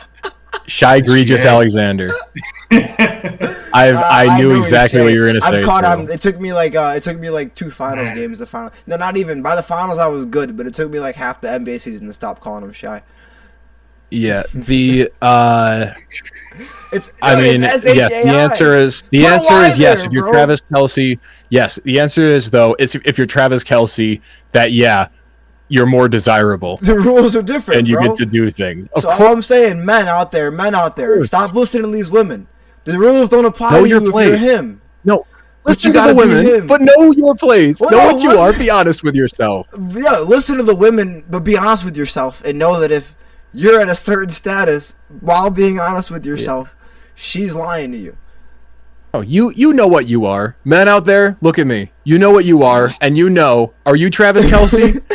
Are you on that level? No? Then don't do it. If you're him, don't shoot your shot. Maybe you could try, but even then, it still might not work out. It still might not work out. This is one in a million. Like, you know what I'm saying? There's probably 10 Travis Kelces that do this, and 9 of them don't get a call. So, hey. Exactly. So I would say. But for anyone not Travis Kelce. Oh, Kelce. Yeah. My bad. Kelce. Yeah, 1 out of 100. 1 out of 100. Yeah. But guys, are they America's royal couple? Have to be. I guess so. Who else would it be? Like, is that America's royal couple? Is that the most notable? Jay-Z and Beyonce are the only ones that have another claim to it. Yeah. You know? Everyone's used to them now, though. How long have you been with them? 2 years. They're like... I'm saying with Jay-Z and Beyonce, they're Jay-Z and Beyonce? Yeah, no, they've been together for a minute. Yeah, I mean, that's another big one. Do you think that someone was asking like the biggest engagement? Like the only other one that people could think of was the Meghan Markle and the Prince, and obviously only one half that's relevant to America. So this has everyone tapped in, like with football, with Taylor Swift. Everyone's tapped in right now. I went on the podcast there when she was on there, bro. That shit had like 3 million people on there live. Crazy. I was like, holy shit. But anyway, guys, last note on this, the glow up of Kylie Kelce. She married a lineman from Cincinnati who went on to be a future NFL Hall of Famer. And by future, I mean because he's not yet, but will be. Whose brother is also a future NFL Hall of Famer. And now his sister-in-law with Taylor Swift. Man, the glow up. The glow up of Kylie Kelce, man. Check this out, guys. It's that time of the year. We have to make our predictions on a slew of awards, playoff teams, and champions. There will be some bold takes, but don't call this Sporstradamus. Now, guys, we got a lot of picks to make this year, but it's gonna make for some painful misses, some high-reaching makes. We're going to find out, guys. We're going to find out, but we'll start off with division winners, which obviously are the playoff teams. So we'll start with playoff teams, but with those playoff teams, division winners, I want to go first. Is that okay with you guys? Of course. Let's go AFC first. AFC first. That's alphabetical order, so that's how I like it. That's how I like it. My AFC divisional winners, guys. The AFC North. I have the Pittsburgh Steelers. Aaron Rodgers resurgence. Listen, Aaron Rodgers resurgence. I'm telling you right now. Finish with a losing record. There is nothing. There is nothing that makes me happier than John's misery through his team being good. Nothing. Nothing. But I think Aaron Rodgers is going to have a career year. I don't think he's going to be MVP Aaron Rodgers, but it'll be Aaron Rodgers post-MVP Green Bay. So, I got the Pittsburgh Steelers winning that division. DK Metcalf, Jalen Ramsey, they're locked, man. They're locked and loaded. They're talented as they've ever been in the last decade. So, you should do these in order of the numbers, though, so people can conceptualize of like the playoff seeding. The playoff seeding? You want? Oh, yeah, man. yeah. You're killing me. He's got the Steelers as the top seed in the AFC. All right, then. No, he said the AFC North. He didn't say the AFC. Then my top seed. Yeah, but that's why he did them first, though. We'll get there. I'll give you the seeds after. I'll give you the seeds of them after I give you the 4. Because I didn't put them in the order. AFC West. We got the Denver Broncos. This is our year, baby. I could have seen that coming. It's our 30 year, miles baby. away. It's our year, and it's not even a reach. We've been second for like 5 years in a row. Yep. You guys were in third last year, but close. Yeah. You're second. You're second in my heart. All right, listen. We're the second wild card team in the division. But we're about to win that division this year. It's our year, baby. We're locked and loaded. Sean Payton. You really should have gone last because yours is going to be all lunatic shit. You really should have gone last. I'm literally going to pick... Nah, it's how you know I'm not going to steal any of yours. No, I knew you weren't going to steal any of mine because mine I think are pretty reasonable. Nah, that's not true. Denver Broncos. Go ahead, though. I'm telling you, they call it lunatic in week 1, but check in with me in week 10, brother. All right. Denver Broncos. Week 10. Denver Broncos, it's our year. The AFC South. I have the Jacksonville Jaguars taking that division. Duval, and then we got Josh Allen of the South. Travis Hunter. East. That division is wide open. Wide open. Jacksonville Jaguars. AFC East. I got the New England Patriots winning the division. Yeah, this guy's a psychopath. Absolute lunatic. I got the New England Patriots winning the division. He's got 3 of the top 4 teams in the NFL not winning their division. They have do you want to put some money on division winners? I would love to. We can do it. Okay. We have. Can I just take the field against Scooch? They have the best coach in that division. The best coach in that division, Mike Vrabel. I got the Patriots winning that division this year. And we're gonna go 1 seed. My 1 seed is gonna be the Pittsburgh Steelers. Wow. That's I told crazy. you, did it first for a reason. Yeah, I guess. That's crazy. My 2 seed is going to be the Denver Broncos. My 3 seed going to be the New England Patriots. And my 4th seed is going to be the Jacksonville Jaguars. Let's make the wild cards pretty easy for you.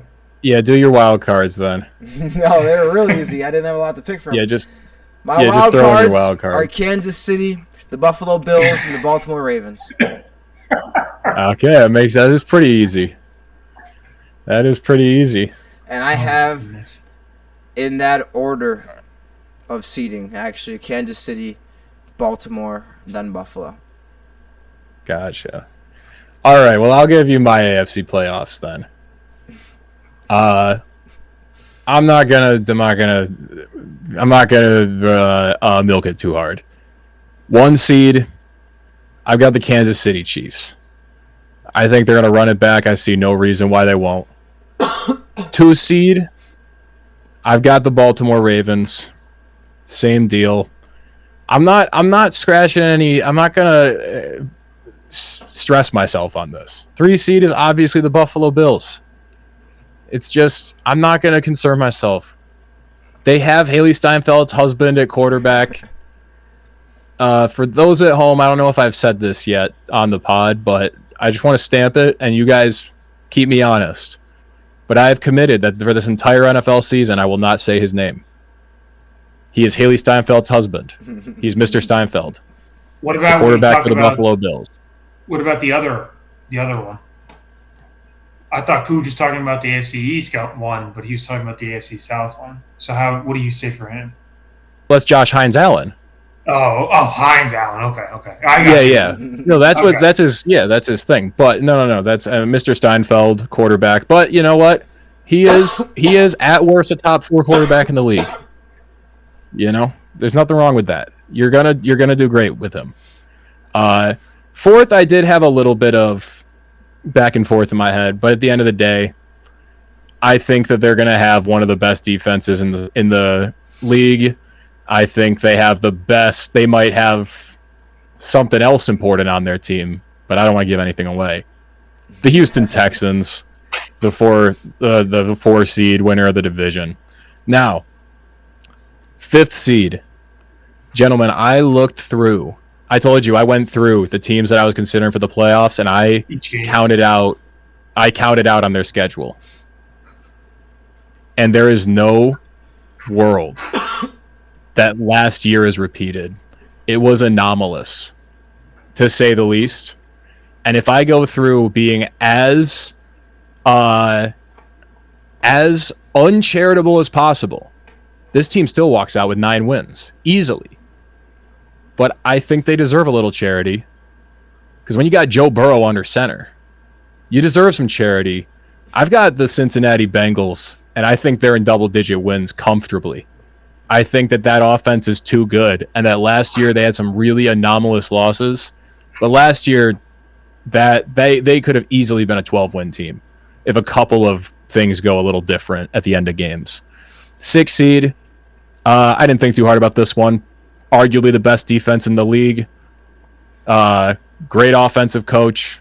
All this fun stuff. Denver Broncos, 6 seed. And 7 seed, we all know it. It's obvious. Let's all say it together. Duval.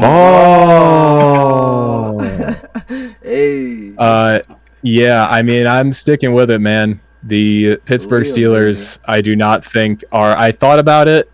I considered it. I considered going back on my prediction.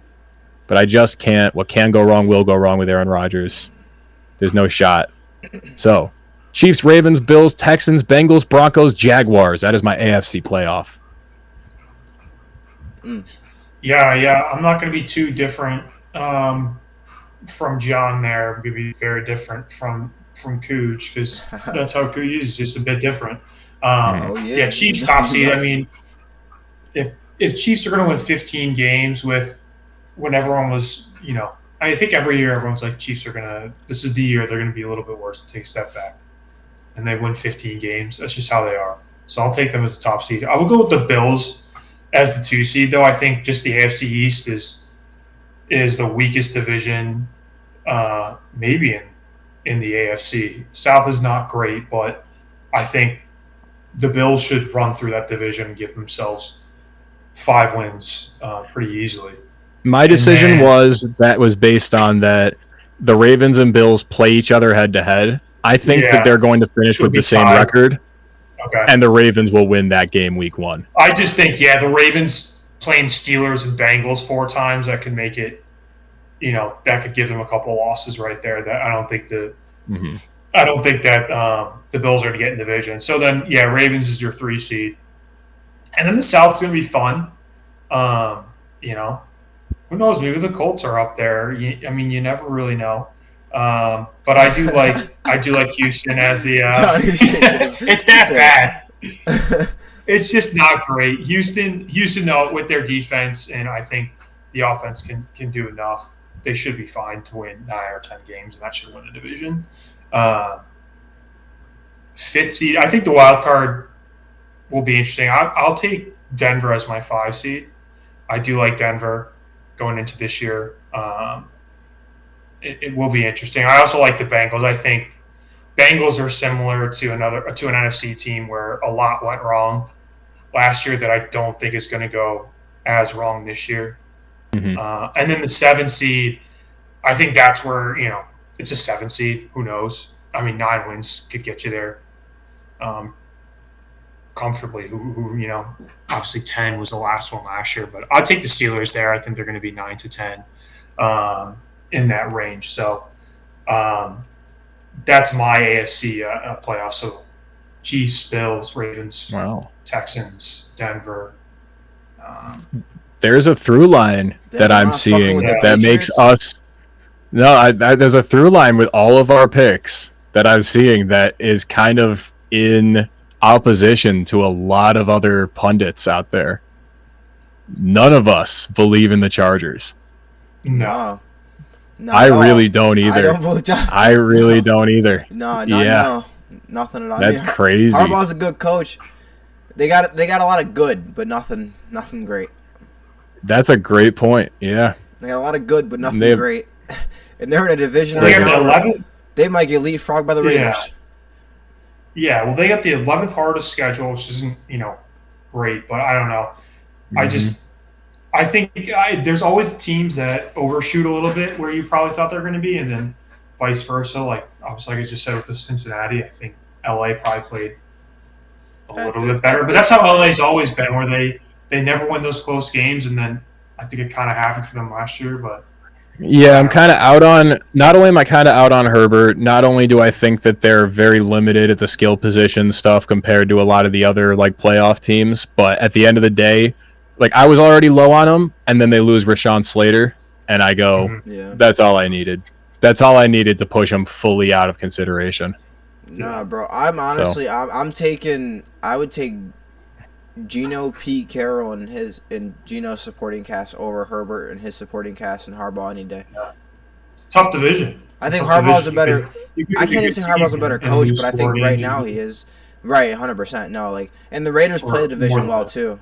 Usually, usually the Raiders will split, even though they're not the best. Like, they're not one of the better teams. Yeah. Just because you know each other, you play each other so much. But yeah. Can I do the NFC first? Lead off with your NFC, Jonny. Lead off with your NFC. All right, gentlemen. I'm gonna let you know. As I said, crunched the numbers. I went through the schedules. I did this as statistically correct as I possibly could and honest as I could. And I walked out of this kind of shocked with who my 1 seed is. But you look at their schedule, and I don't know how it's possible that it's not them. Tampa Bay Buccaneers. The Tampa Bay Buccaneers, I think, are walking out with 14 wins this season. I think it's like the rest of these teams are going to bludgeon each other. But the Bucks have almost every game on their schedule is winnable. It's kind of insane. They've got a couple tough outs against the Lions, the Eagles. I think they're matched up against the NFC West this year for the NFC matchup. So there is a bit of it's a bit of a shaky matchup, but as somebody that doesn't believe in most of the teams in the NFC West, except for one, I think that's an easier matchup than people think. I think the Bucks are gonna be really good. Number 2, I went back and forth who my number 2 was, but at the end of the day, I went. The defense is healthy. The offense lost nobody. Maybe one of the best, if not the best O-line in the league. And I don't see them regressing. Taking the Detroit Lions, second seed. Philly, I put 3. Just because I can see more things going wrong with Philly that could make them trip up a bit. Whether it's a random receiver injury, a minor Saquon regression, not crazy, but just a little bit. Like, Philly was very healthy on the injury side last year. I could just see them just stumbling a bit. Not bad, but just enough to not be the 2 seed or the 1. And 4, I got the Niners. There's nothing that concerns me too much about that team, aside from McCaffrey maybe getting injured, but beyond that, I think that they have the easiest schedule in the league, and that they're going to take advantage of it. 5 seed, I got the Commanders. Obviously, Jaden Daniels magic. 6 seed, I got the Packers. And I think that was a tiebreaker based on they match up once this year, and I think they're gonna have the same record, but the Commanders will win that game. And 7 seed, very similar reason to why I put the Bucks where they are. The Atlanta Falcons. They got 4 free wins this season. 4 absolute gimmies. And then if you can just clean up around the edges, and I believe in Michael Penix, you can walk out with 10 wins. Easy. So I've got Buccaneers, Lions, Eagles, Niners, Commanders, Packers, Falcons. That is my NFC playoff. You know what's crazy? We had. I'll go second, Jonny, because go ahead. Just in case, I feel like you and Caleb might. Oh, I thought you and Caleb were gonna be more similar than me and you would be, but I actually have 6 of the 7 teams. I'm pretty similar to John. I have 6 of the 7 teams that you have, Jonny, but I have a slightly different order. Okay. So what we have here, I think Jonny, most people would have 6 of the 7 that I have. I think most people would. The Washington. Not in that There'll order. be a surprise in the one that I don't have, I think, though. The Okay. Washington Commanders at the 1 seed, winning the NFC East. Jaden Magic, I think he's gonna take a leap. But I think Von Miller is going to bring a veteran presence to that locker room on top of what Wagner's already brought. But somebody who's a certified winner, playoff performer, Super Bowl champion, twice. Von Miller. So Commanders get the 1 seed. They win the NFC East. My 2nd seed is the Tampa Bay Bucks. To your point, Jonny, explosive. They have the best receiving core in the league, 1 through 3, I think, by the end of the year. 1 through 3, the best receiving core in the league by the end of the year. If Godwin comes back to full form, I can see that argument. Assuming Godwin comes back to full form, I think Emeka is he's gonna surprise some people. I'm high on him, really high on him. So Bucks 2nd seed, they win the NFC South. As my 3rd seed, I have the Los Angeles Rams winning the NFC West. I think Devontae Adams. I think it changes everything. Like, if we look at their peak, outside of Cooper Kupp's one big year, Devontae Adams is a better receiver throughout their careers without that 1 year. Yeah, no doubt. And he's never had an offensive genius like McVay. McVay taught his last coach, his last offensive genius. McVay taught him, LaFleur. So, and McCarthy, I mean, no one's ever called him an offensive genius. But he's a good coach. So, my only hesitation with the Rams was just Stafford's injury. I have no guarantee that Stafford's alive. I'm pretty sure Stafford is dead. But they really like that kid from Georgia though a lot. I guess Stidham, not Stidham. What's his fucking name? I forget his name. They drafted Stetson Bennett. Stetson Bennett. They like him a lot. But they also got. I'm pretty sure they got. I think they got Jimmy G as their backup. Garoppolo. Yeah, Garoppolo's the backup. So he's serviceable. I mean, he's serviceable. And he's a veteran, a little bit older than he was the last time he played. Might know a little bit more. So I got the Rams, 3rd seed, winning the NFC West. Now here's where we differ, and I've hinted towards this a lot this offseason over chats, over conversations, early in the show. I am a big believer in Ben Johnson. And I got the Chicago Bears winning the NFC North this year. As the 4th I wanted to believe, but when I went through their schedule, man, I just can't bring myself to do it. I can't bring myself to say these guys are going to be second hardest schedule this year. Yeah, I have to be honest about what I was looking at. I'm like, I can't lie. They're not going to do it. They can't break 9 wins. There's no world. 9 wins is their ceiling. Everything is all based off right now. But if we take a look at those schedules, I guarantee you, if we take a look at those schedules by the end of the year, some of those teams that had easy schedules will have had hard schedules based off record, and some of those teams that had hard schedules will have a little bit easier schedules. Now, I don't think it's going to be a huge jump, but I'm telling you, Caleb Williams, Ben Johnson. If Ben Johnson can do that with Jared Goff, man, what can he do with Caleb Williams? What can he do with Rome Odunze? Luther Burden, DJ Moore. I mean, come on now. Luther Burden's a wide receiver 4. You should have mentioned Olamide Zaccheaus. That's the wide receiver 3. He got jacked this offseason. He's huge. It's always a bad sign when a wide receiver gets jacked. Yeah, you don't want a wide receiver. Mac Hollins got jacked. Did he stop wearing shoes? Yeah. Inside. Yeah, Marvin Harrison Jr. got jacked this offseason. You're like, bad sign, bad look. You're like, bro, you got to be able to move your arms. You know what I'm saying? Like, you got to be able to move your arms. Like, that's not what you should have been working on. What are you doing? What are you doing? Yeah, but I got them winning the NFC North. Ben Johnson, my X factor, and the NFC wild card.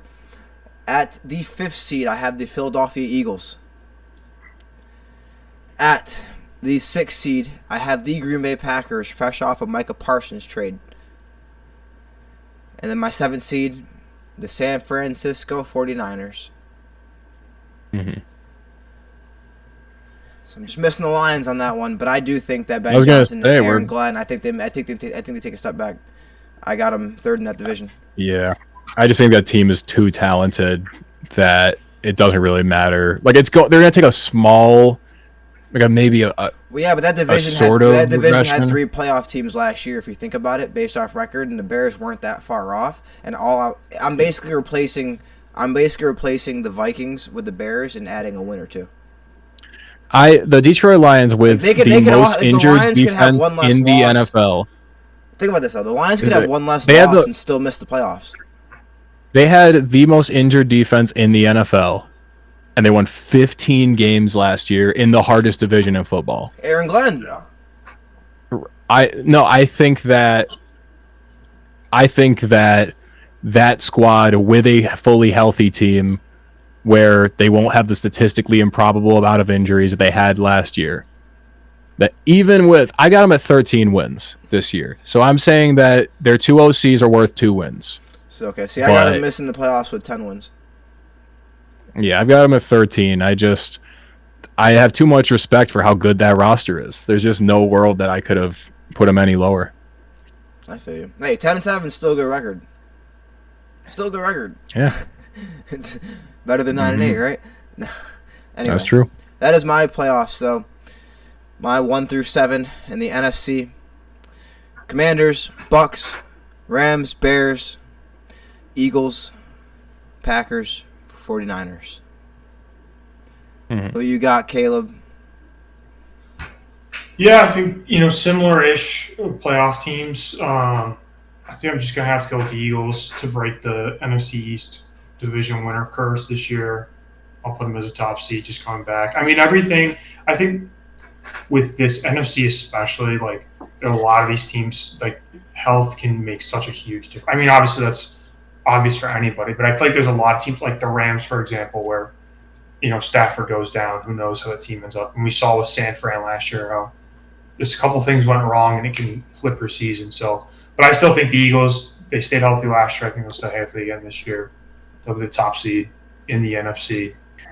For the second seed, I'll probably take Green Bay. I think they'll win the North. Adding Parsons, I think Minnesota and Detroit are going to take just a little bit of a step back, and I think Green Bay's going to be a bit better. So I'll put them as the second seed. For the third seed, I'll take the Niners. I think they were unlucky last year. They have the easiest schedule in the NFL this year coming into the season. I think they'll be a good team, and they got some easy wins, especially to end the season. They have a really easy end of the schedule, so I'll put them as a third seed. And for the South winner, I'll take the Bucs. I don't love the Buccaneers this year. I think their offense is going to be good, but I don't think it's as fantastic as some people might think. But I think they'll still win enough games to win the South, even with Atlanta being a little bit better. I mean, they got 2 wins against New Orleans, then Carolina. We'll see how much better they are. So that's what I'll take as my division winners. And then going to the wild card, I think Washington, Detroit, 5 or 6. I'll just say I'll give Detroit the respect they deserve as the 5 seed. And then Washington was 6. And then for the 7th team, I think it's just a coin flip. You could say Minnesota's not going to get that much worse after winning 14 games. Who knows? But just to be a little bit different, I'll go with Arizona as the 7th seed. They won 8 games last year. They made some interesting adjustments to their defensive front. Josh Sweat, Calais Campbell. They made, I think they made some additions there, and maybe Kyler takes. I don't even say a leap, but maybe Kyler's not as. I don't know. He's not mid, but maybe he's just a little bit better. He's been up and down a lot. He's been up and down a lot. Yeah, and I mean health is big for him, obviously, but maybe he's just a little bit more dynamic. Who did you have winning the West again? I don't think I caught that. Yeah, I'll take the Niners. Take the Niners. Yeah. Niners. Okay. Yeah. So that's my 7 for the NFC. Yeah, I think it was Bill Simmons say this, and I think it actually played out in our rankings. But he said you can't believe in both the Lions and the Bears. Yeah. You have to. You can only believe in one of them. You either believe that Ben Johnson is the second coming, and that he is going to resurrect the Bears and Caleb Williams, or you can believe that the Lions, or you can believe he's not that important to the Lions, and the Lions are going to be fine. Right. But I think it's a little bit of both. I think the Bears are going to be. That division is just. I think if it wasn't Green Bay and Minnesota in that division along with those two, it'd be different. I think it's you can't you can think Ben Johnson will be good for Caleb Williams and make the team better, but if you have the Bears in the playoffs, you can't have the Lions in the playoffs. Yeah. I think you get one or the other, but you can't have both. Nobody is high on the Vikings. I fully understand. I don't believe in JJ McCarthy. I do not believe it. I don't believe in JJ McCarthy. I don't they won so heavily off of Brian Flores' defense, and there's just another year now of film and study and all this stuff on it that it's going to be harder. You also have another year on Aaron Jones' tires. That's just eventually it's going to catch up with him, and he's an injury-prone guy. I think all that is just going to compound where it's just not going to be the same. I think it's going to be tough. And it's just, division makes it so tough, too. Like, if they're in the NFC South, I'm okay. You just swap them for Tampa. I could see them winning the NFC South for sure. But I think the North is just really good. That's 6 tough games you got to play. And I can still see the Vikings winning 8 or 9 games. Yeah, but sure. I just don't see them cracking 10. And I think 10 is the threshold. Both of my 7 seeds have 10 wins. I have both my 7 seeds at 10 wins. I think that's what it's going to take in both conferences. It took 11 last year to get that last spot in the NFC.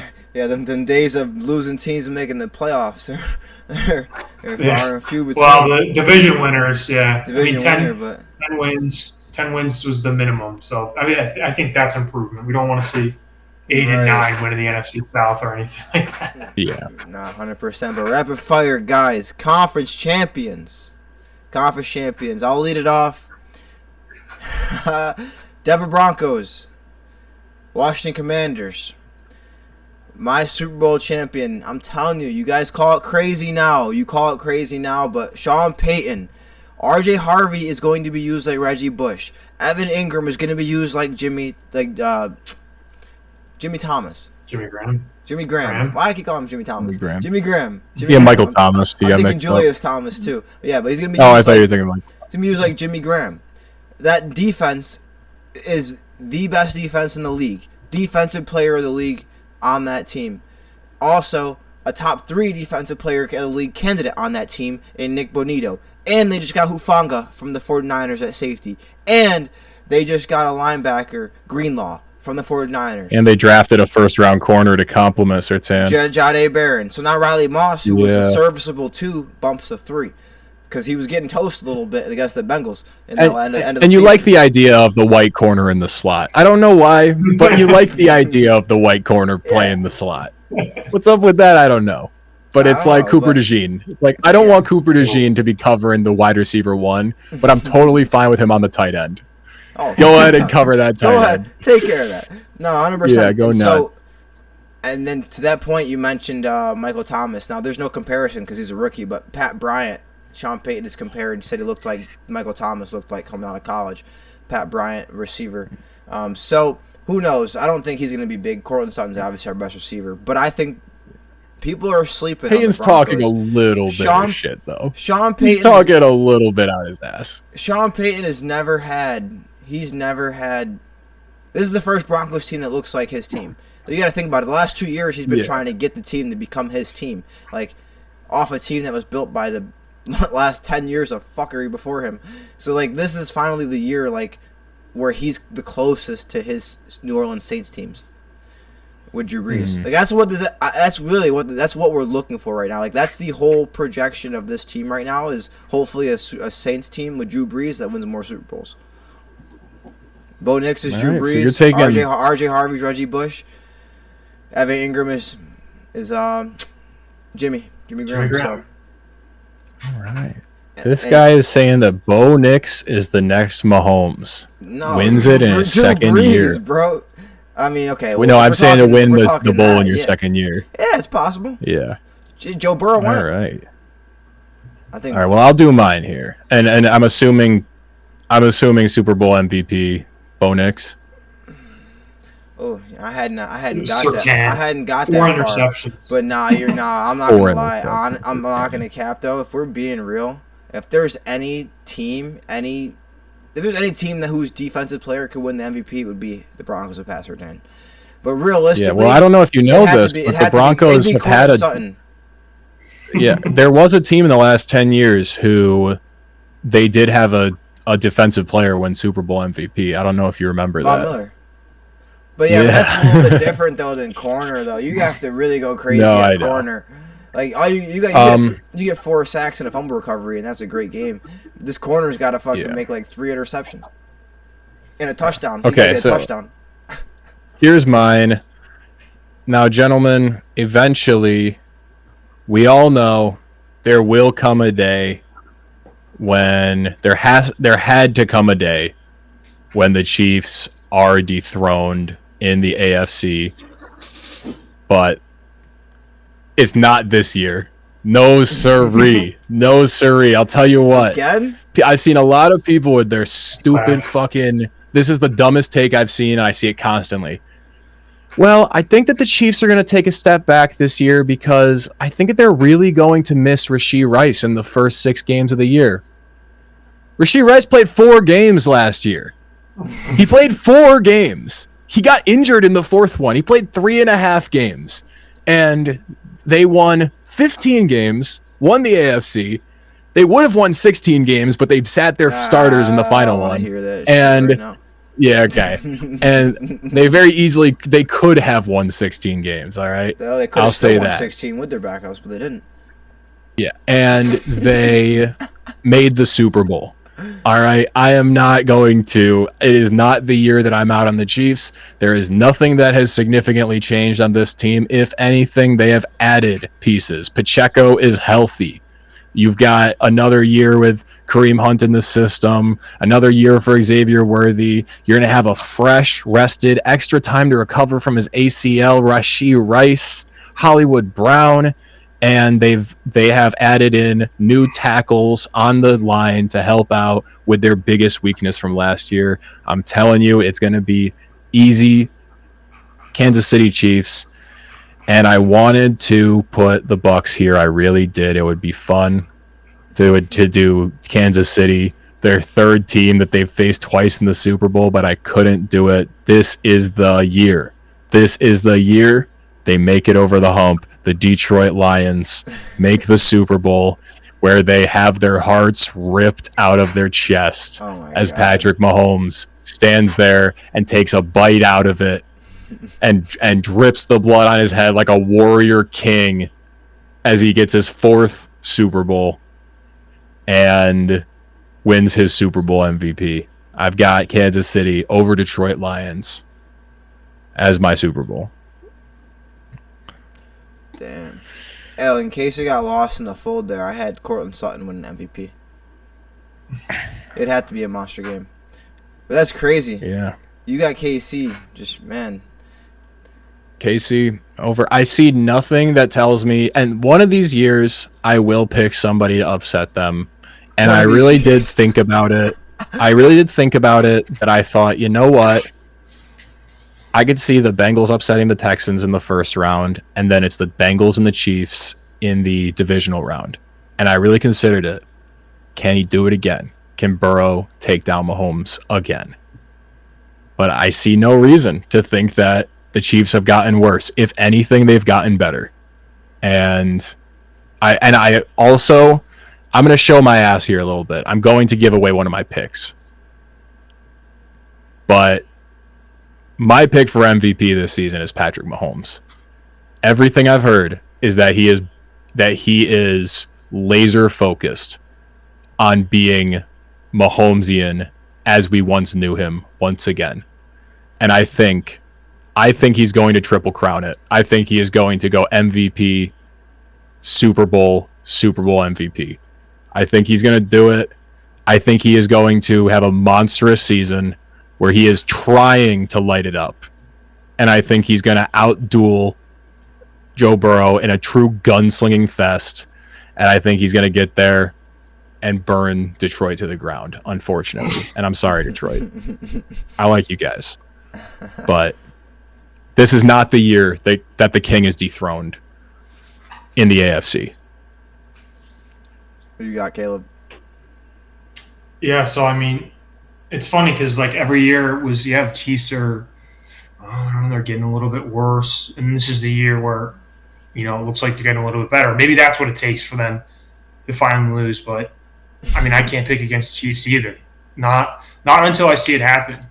I mean, if the Bills are just going to get that close every year, then maybe that's just how it's always going to be. If you can't ever do it, I just have to see it happen first before I go against them. So I also take the Chiefs to win the AFC, and then in the NFC, if the Bills are in the NFC, I think I take the Bills. If the Ravens are in the NFC, I think I take the Ravens, but they're not, so I got to take my Eagles again.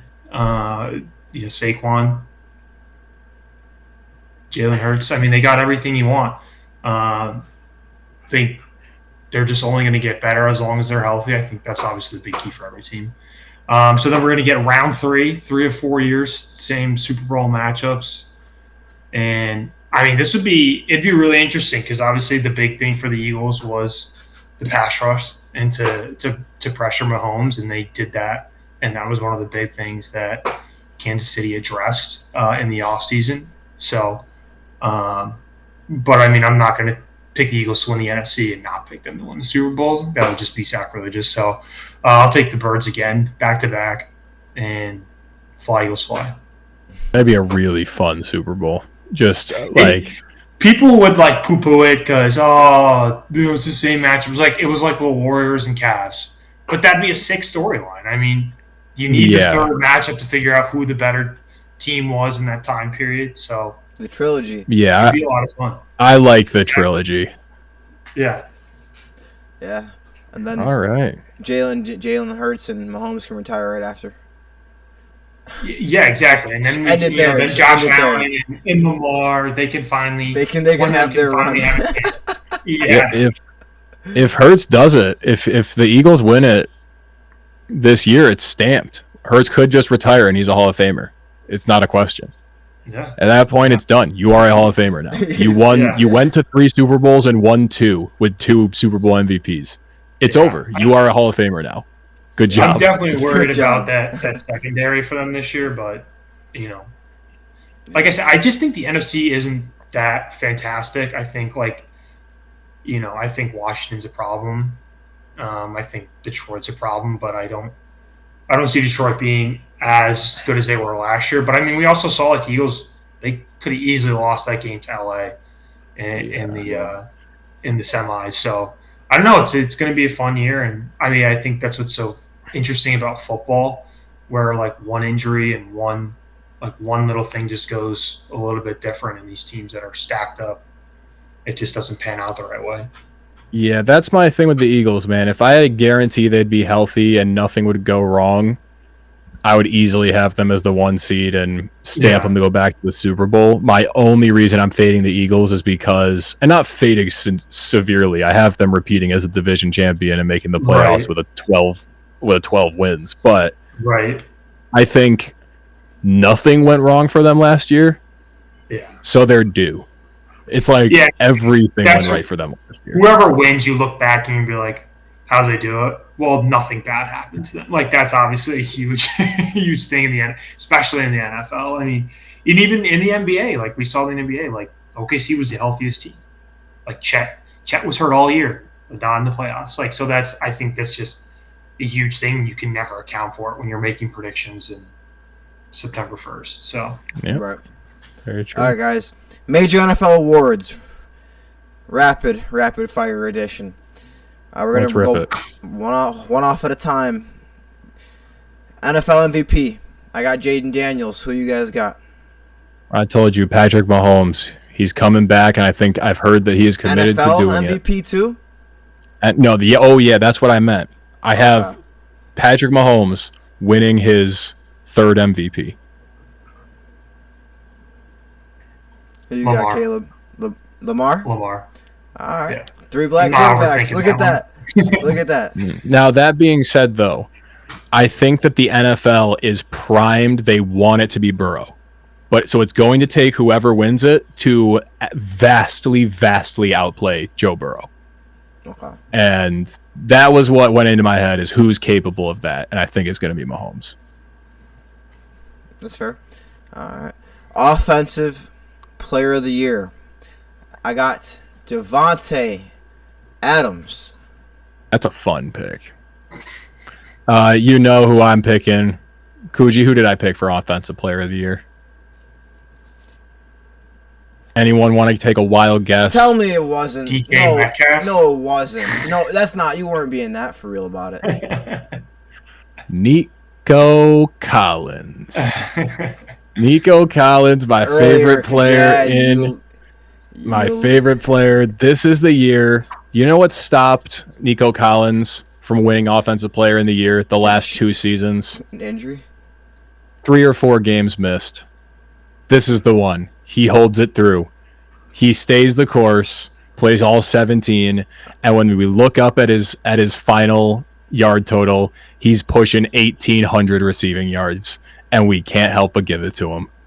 Nico really, Collins, Offensive Player of the Year. The Texans, they got something else too. We'll get to that later. You alluded to it. Okay, Nico Collins. Who you got, Caleb?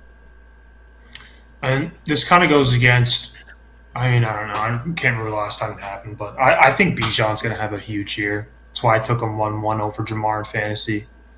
I'm taking him for Offensive Player of the Year. No, it's not a bad pick at all. Not a bad pick at all. No, Devontae Adams, Bijan Robinson, and Nico Collins. I don't think a lot of people are picking them 3, so we're really hitting a shot right there if we get it. I think Nico has the 8th best odds to win it. He's Really? up there. Damn. Yeah, he's up That's there. crazy. Because he's the alpha in his offense. There is without Mixon, without Dell, without Diggs is gone. It's just a rookie and Christian Kirk in that receiving core. It is Nico Collins. Yeah, hopefully Christian Kirk is gonna be all right, man. That man has had the most devastating injuries, bro. Yeah. Pray for Kirk. Defensive Player of the Year. I got Micah Parsons. You know, I think very similarly to how I feel about the MVP.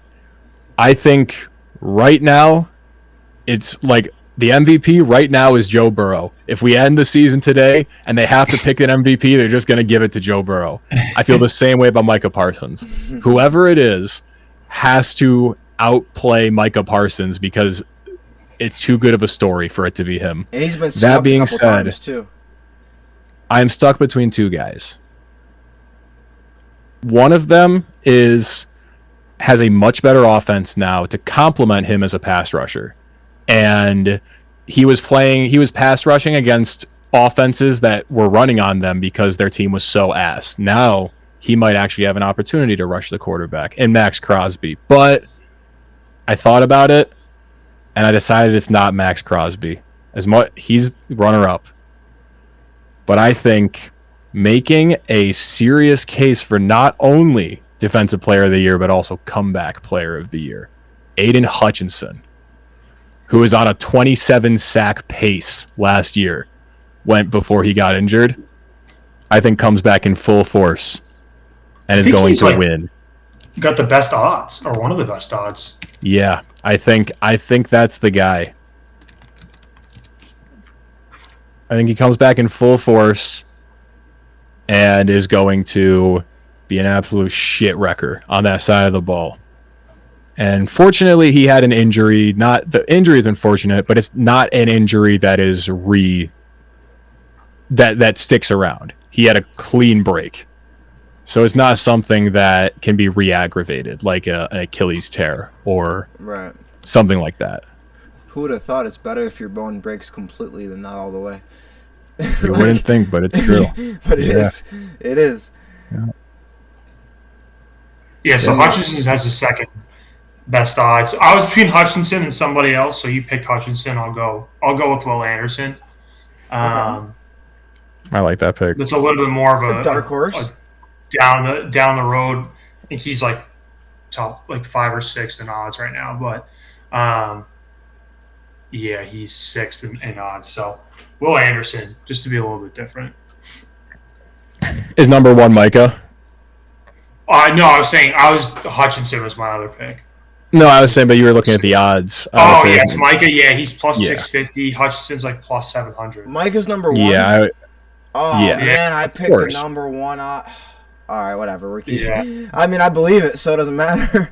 But I didn't know he was number 1. That sucks. Now it's I think it's very similar. Like, you are playing Hutchinson or Will Anderson or whoever it is, Max Crosby. They are playing against Micah Parsons because it's his award to lose. Yeah. Because the story's too good. Just like it's Burrow's award to lose, it's too good. Yeah, playing in the preseason. Yeah. Coach of the year. I have Dan Quinn. Commanders. I'm not your boy Ben. Yeah, I can't believe the Bears making the playoffs. Ben Johnson wouldn't win it. It usually goes to the best team, the best record, which will allude to something a little later. Yeah, that's true. I was or between at least in the the two, conference. At least in the conference. Like if you don't have a top 2 record in the conference, you're probably not going to get it. I was between those two thought processes. I was considering Mike Vrabel, Ben Johnson. I was like, it could be. The other one I was heavily considering was Dan Campbell, where I go, he's won it pretty recently, but the idea of everyone's questioning, can you do it without your 2 amazing coordinators? And a lot of people don't know. If they do, if they win 13 games, make the playoffs, win the division, I could see him making a very good case for it. But I went with a guy that hasn't gotten enough love, has been a good coach for a while, but I don't think he's won this hardware yet. And when you look at the Bucs record, you won't be able to ignore it. Todd Bowles, I think the Bucs are going to shock people when they hit the 1 seed, and they'll have to give it to Todd Bowles. Yeah, he was looking like a bad hire for a few years until recently. Yeah, because the coach of the year is Andy Reid, and it should be Andy Reid pretty much every year, but they don't like giving it to Andy Reid because it's not fun. So, yeah, I think it's Todd Bowles, but with a little asterisk that I really could also see it being Dan Campbell. Yeah, Campbell was my pick. I think for the same reasons you said, they're going to lose the coordinators, but I still think they're going to be, an 11-12 win team at worst. So I don't know. It depends on if there's a fun story. If there's a Ben Johnson, Mike Vrabel, like those teams with first-year coaches have big seasons, or like say, like the Broncos win the division. Like those would be obvious storyline coaches. But I think that's probably my pick there. Pretty good. All right, offensive rookie and defensive rookie of the year, back to back, guys. I got offensive rookie of the year. You get it, Johnny. You got it. No, you go ahead first. Offensive rookie of the year, Travis Hunter. And your defensive rookie of the year. Defensive rookie of the year, Travis Hunter. I knew it would be amazing if that happened. He is the Shohei Ohtani of football. He's plus 1,000 for both. Yeah, very similar to the thing I was saying about Micah and Burrow. This is Ashton Genty's award to lose, and I don't think he'll do it. Ashton Genty, I am more on the side of he's the next Barry Sanders than I am that he's going to fall apart. So, Genty will win Offensive Rookie of the Year. I was really considering Travis Hunter here. I wanted to do Abdul Carter. The problem is Abdul Carter is swamped with other pass rushers and good front seven guys. Travis Hunter, I think people will want to give it to him. But the problem is there's going to be a better corner out there that's a rookie, and I won't be able to ignore it. And this guy shouldn't have fallen as far as he did. Will Johnson. For the Cardinals. He's locking down Harrison Jr. in camp, they said. I have been watching, I've been seeing film of Will Johnson, and he is a lockdown corner. It is impressive how crazy he clamps onto people. Yeah, I'm going dark horse Will Johnson for the Cardinals. Comes out of nowhere and is just monstrous. Yeah, I'm not overthinking this. Ashton Genty and Abdul Carter. Yeah, not bad. I think Abdul Carter is amazing. I could just see that. I could see that team. He just gets swallowed up with Brian Burns, Thibodeau, and Sexy Dexy all next to him. For me, I just don't know like who, you know what I mean? I just like the next best guy. Like if it's not Genty, like okay, Cam Ward. But I think I was between Genty and Matthew Golden. I could see Matthew Golden just having like a 1,000-yard season. Yeah, I think there are other good options for rookie of the year. Hampton, Henderson, Egbuka, right. Cam Ward. I just don't know if there's the same for defensive rookie. Yeah. Okay, guys. All right. Sneaky first-time Pro Bowler pick. And the Russell Wilson Award for the most unexpected fall-off to happen this year from a player that seemingly should not have any reason to fall off. My Pro Bowler, sneaky first-time Pro Bowler, guys, Bryce Young. I think getting benched last year, I don't think the Panthers are going to be good at all, but I think he's going to look really nice this year. He's got another receiver. They're still figuring out who's 1, 2, and 3. They might all be 2s. They might all be 3s. They might not have any 1s. They might have 2 1s. We don't know. But between Leggett, McMillan, and that kid from Colorado, someone's got to be something. So Bryce Young, my sneaky first-time Pro Bowler pick. And my Russell Wilson Award goes to, and in the same trend of my belief in Ben Johnson, my Russell Wilson Award goes to Jahmyr Gibbs. Wow. That's crazy. That's insane. That's a wild, wild pick. With an honorable mention of CeeDee Lamb. That's even crazier. Those are both wild picks. I think both of these players are players that when we look back 2 years from now, we're going to wonder how we ever thought they were this good. That's nuts. Actually nuts. All right. Okay, I'll give you my first-time Pro Bowler. I'm going to do one from each conference just for the funsies. I'm throwing in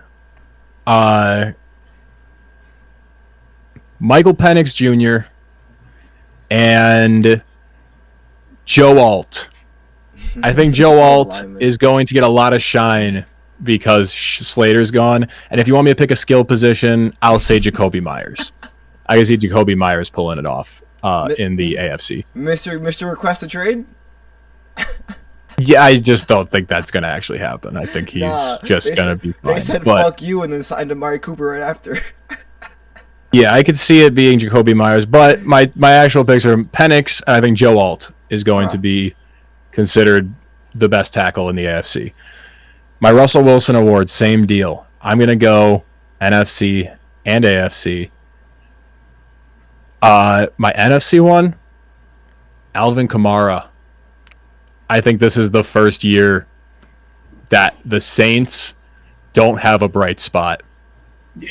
And unfortunately, the putrid trash heap that he finds himself in on the New Orleans Saints will collapse upon him, holding him down, and he will not be the dependable 3-down back that he's always been, unfortunately. And in the AFC, hottest take for me of the show, not as hot as Coogie's, but going Justin Herbert.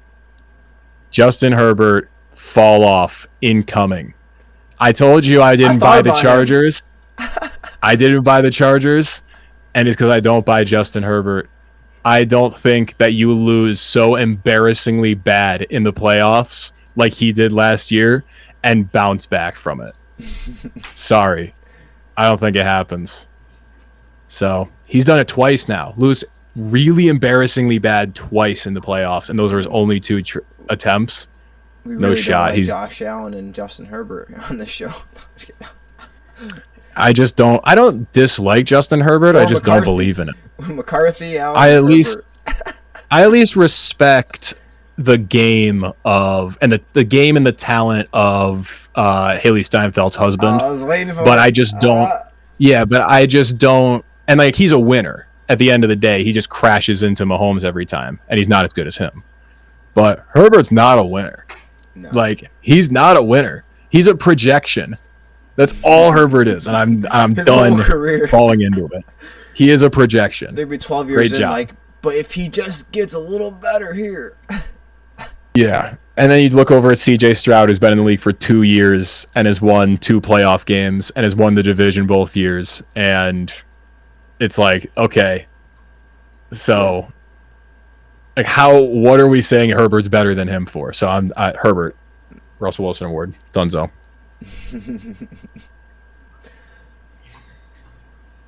All right, for me, first-time Pro Bowler, I'll stick with the Birds and Jordan Mailata, who had a fantastic season last year. He's never been a Pro Bowler? That's crazy. Yeah, wow. Right. Last year, PFF's #1 overall tackle last year. He's going to get his +2, probably some revisionist history with that. I'm sure they're going to go into the Pro Bowl like, okay, we got to get Mailata on this team after last year. So as long as he's healthy, he'll get on. And then for a Russell Wilson Award, unexpected fall, doing some research before, I like DJ Moore for this. I don't know how much of a fall off he's going to have, how much of an ascension there really was for him, but I think he's going to kind of get phased into a different role. I think they added some decent pass catchers over in Chicago, and I think Odunze is going to be kind of the guy that Caleb has the connection with as his main guy. So that's who I'm going with for the unexpected kind of fall off.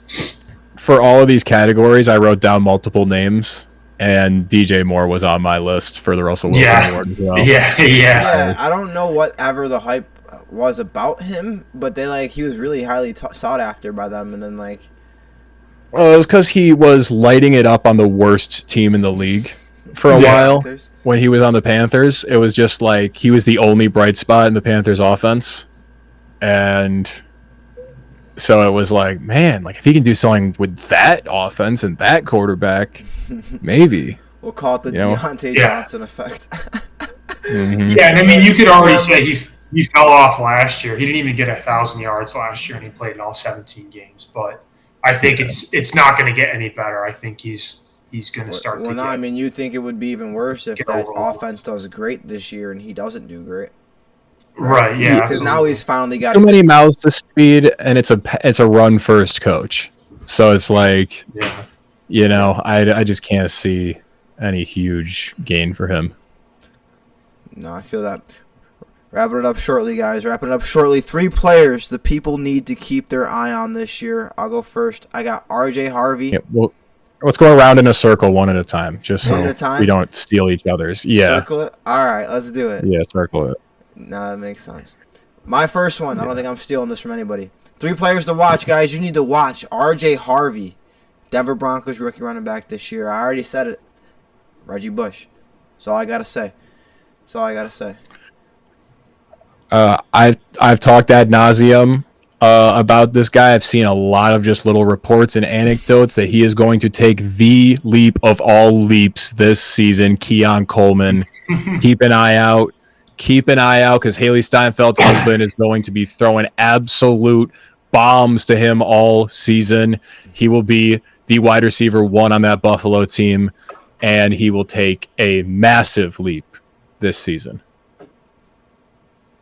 The pedigree. Yeah, I was going to say Josh Allen, Lamar Jackson, and Pat Mahomes. That seemed I will watch that. That seemed a little too hot takey for this.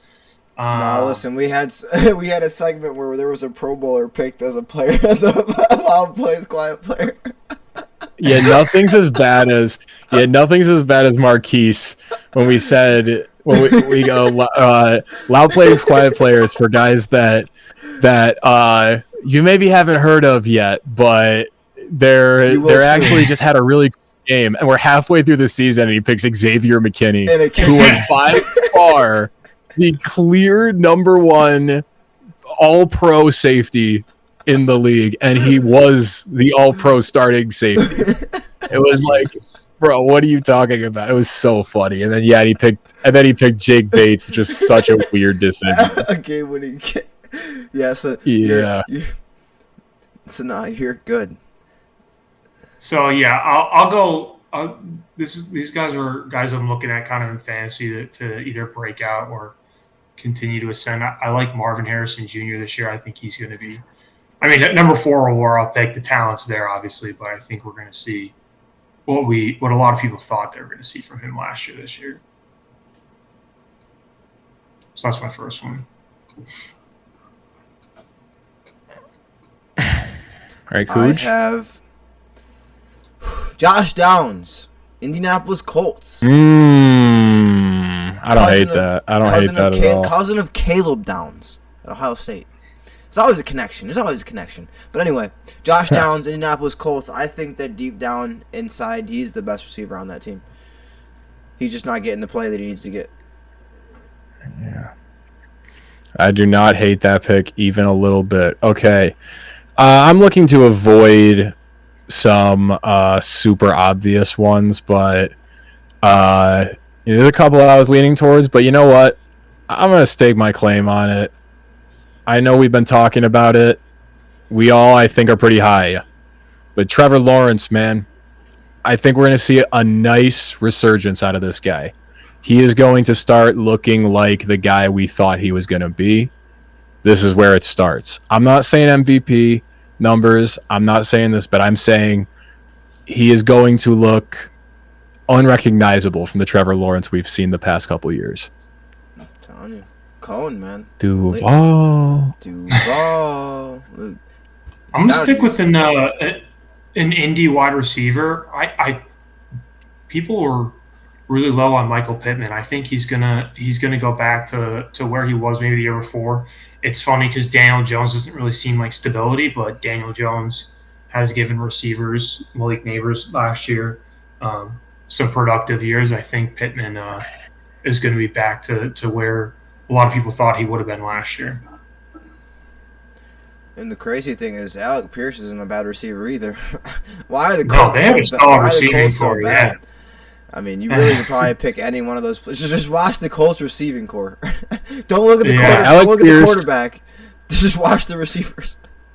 There's like 3 guys in the league that it's just run straight down the field, and I'm just gonna throw the ball and you just catch it down there somewhere.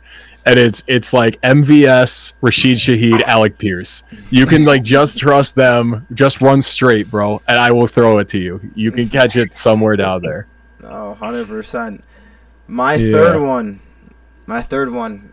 I'm beating the barrel on the drum right now, but Travis Hunter, guys, you gotta watch him. Not just the offense, the defense. I know y'all fans out there, y'all like, man, we don't watch defense. We want to see points, but watch him, man, catch a touchdown on your favorite corner, and then watch him go lock down your favorite receiver on the next possession. I'm telling you, man, y'all gotta watch Travis Hunter. And guys, let's listen. Even if he fails, which I don't think is gonna happen, but even if he fails, it's still worth watching. So, just saying.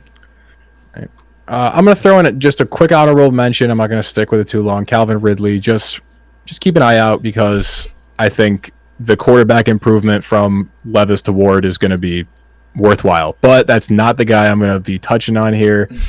Guys, keep your eyes out for Nick Chubb. Ooh. I think in Joe Mixon's absence, we cannot. He's had a full 2 seasons to recover.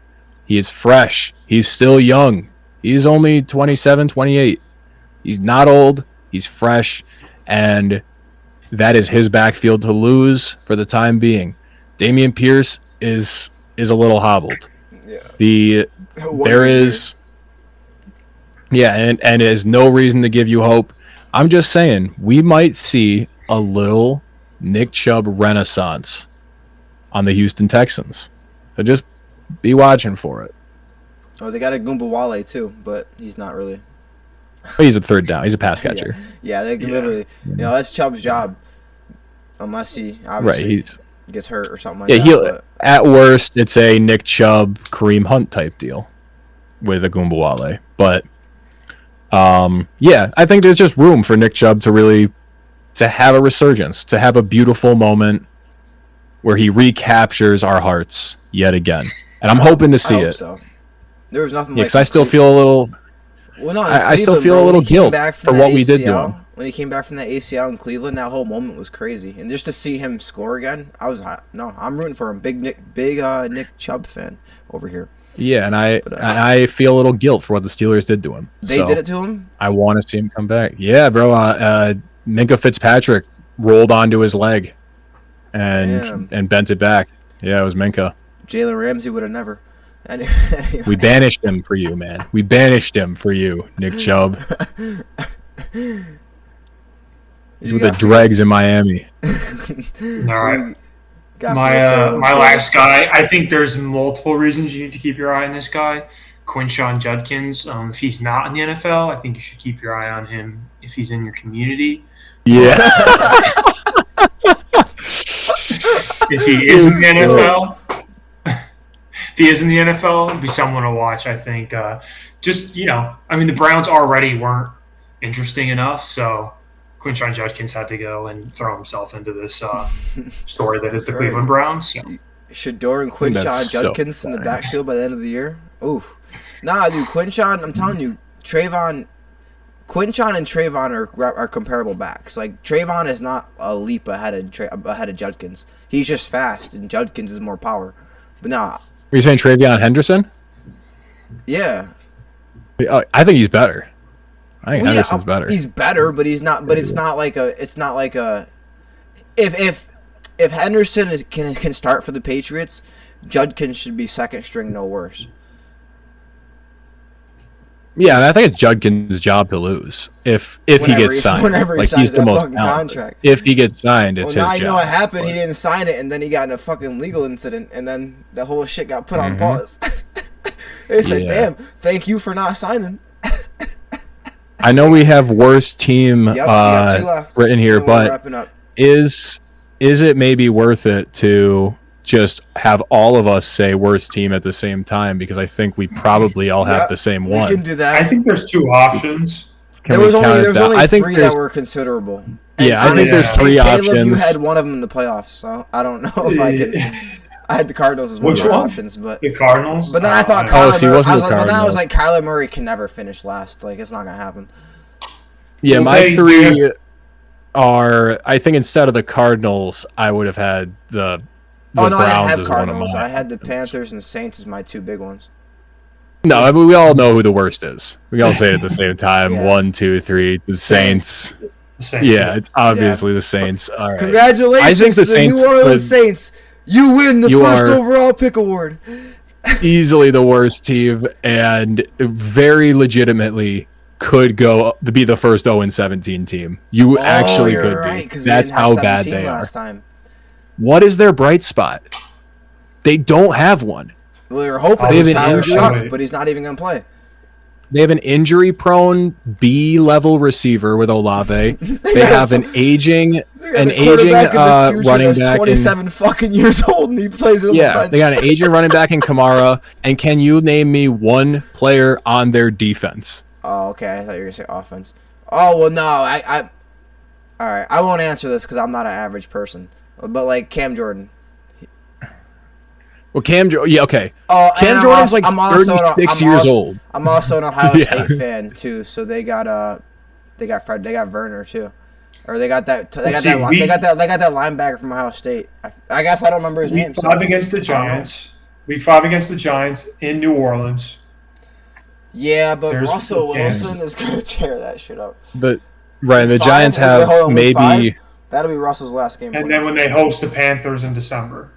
I don't think the Giants will be. They're at the Titans. No, I literally think Russell. I'm just thinking like there's a game where they could be in. I mean, I know we had the Russell Wilson award, but I don't think Russell Wilson he fell off, but I don't think he's worse than he was when he was in Seattle. No, I think slower. He can't run anymore like he could, but he's not like throwing the ball. He's not any worse than he was in Seattle. He just hasn't played good. The Giants' front seven is way too good, and if they have Andrew Thomas healthy, that line is competent enough to get time for Malik Nabers. The only reason they absolutely shit the bed like they did last season was because Andrew Thomas goes down and suddenly that line is Swiss cheese and Malik can't get open anymore. Right. He doesn't have time. So it was like, I think, the Giants are probably winning 6 games. Yeah, like that boy Jackson looked good though. Fine. Yeah, he does look good. Yeah, good. Jackson Dart looks like he's just got the instinct. And I wasn't mad they picked him over Shedeur. It was the other teams after that pick that I was upset about. I would have been fine either way with Shedeur or Jackson at that time to that pick. But yeah, no, Jackson's looking good. He's looking good.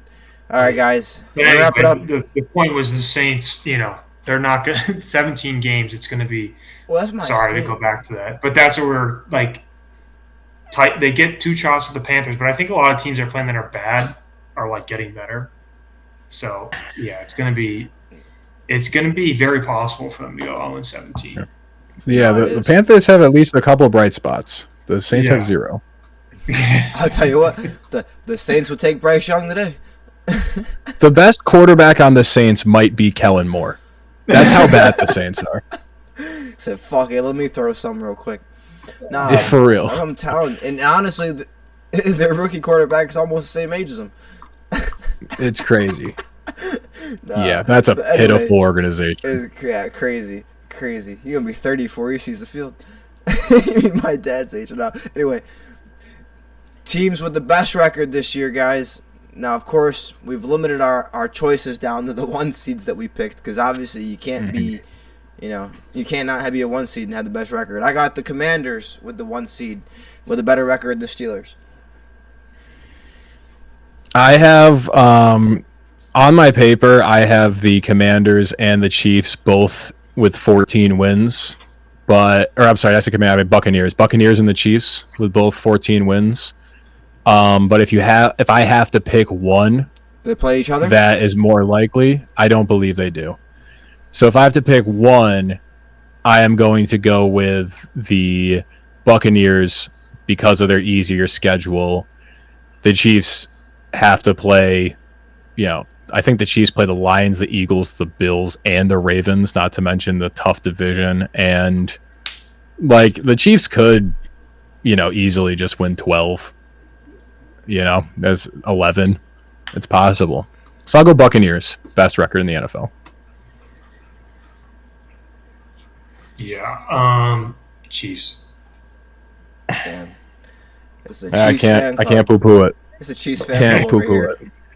But anyway, guys, we're gonna wrap up with that. So thank you for joining us for another episode, for another season of Couch Coach, the podcast, featuring your favorite all-star staff of the best to never do it. Remember, without a couch, you're just a coach. Without a coach, it's just a couch. But with both, you're one of us. Hit that like button. Hit that subscribe button. And Jonny, tell them what they can do if they got some shit to say. Write your local congressperson. Leave a comment. Leave a motherfucking comment. It's Jonny. It's Caleb. It's Kuji. Your favorite couch coaches. We'll see you guys Thursday after the game. Or some of us. One of us might make a guest cameo at the end. But we'll see you guys Thursday.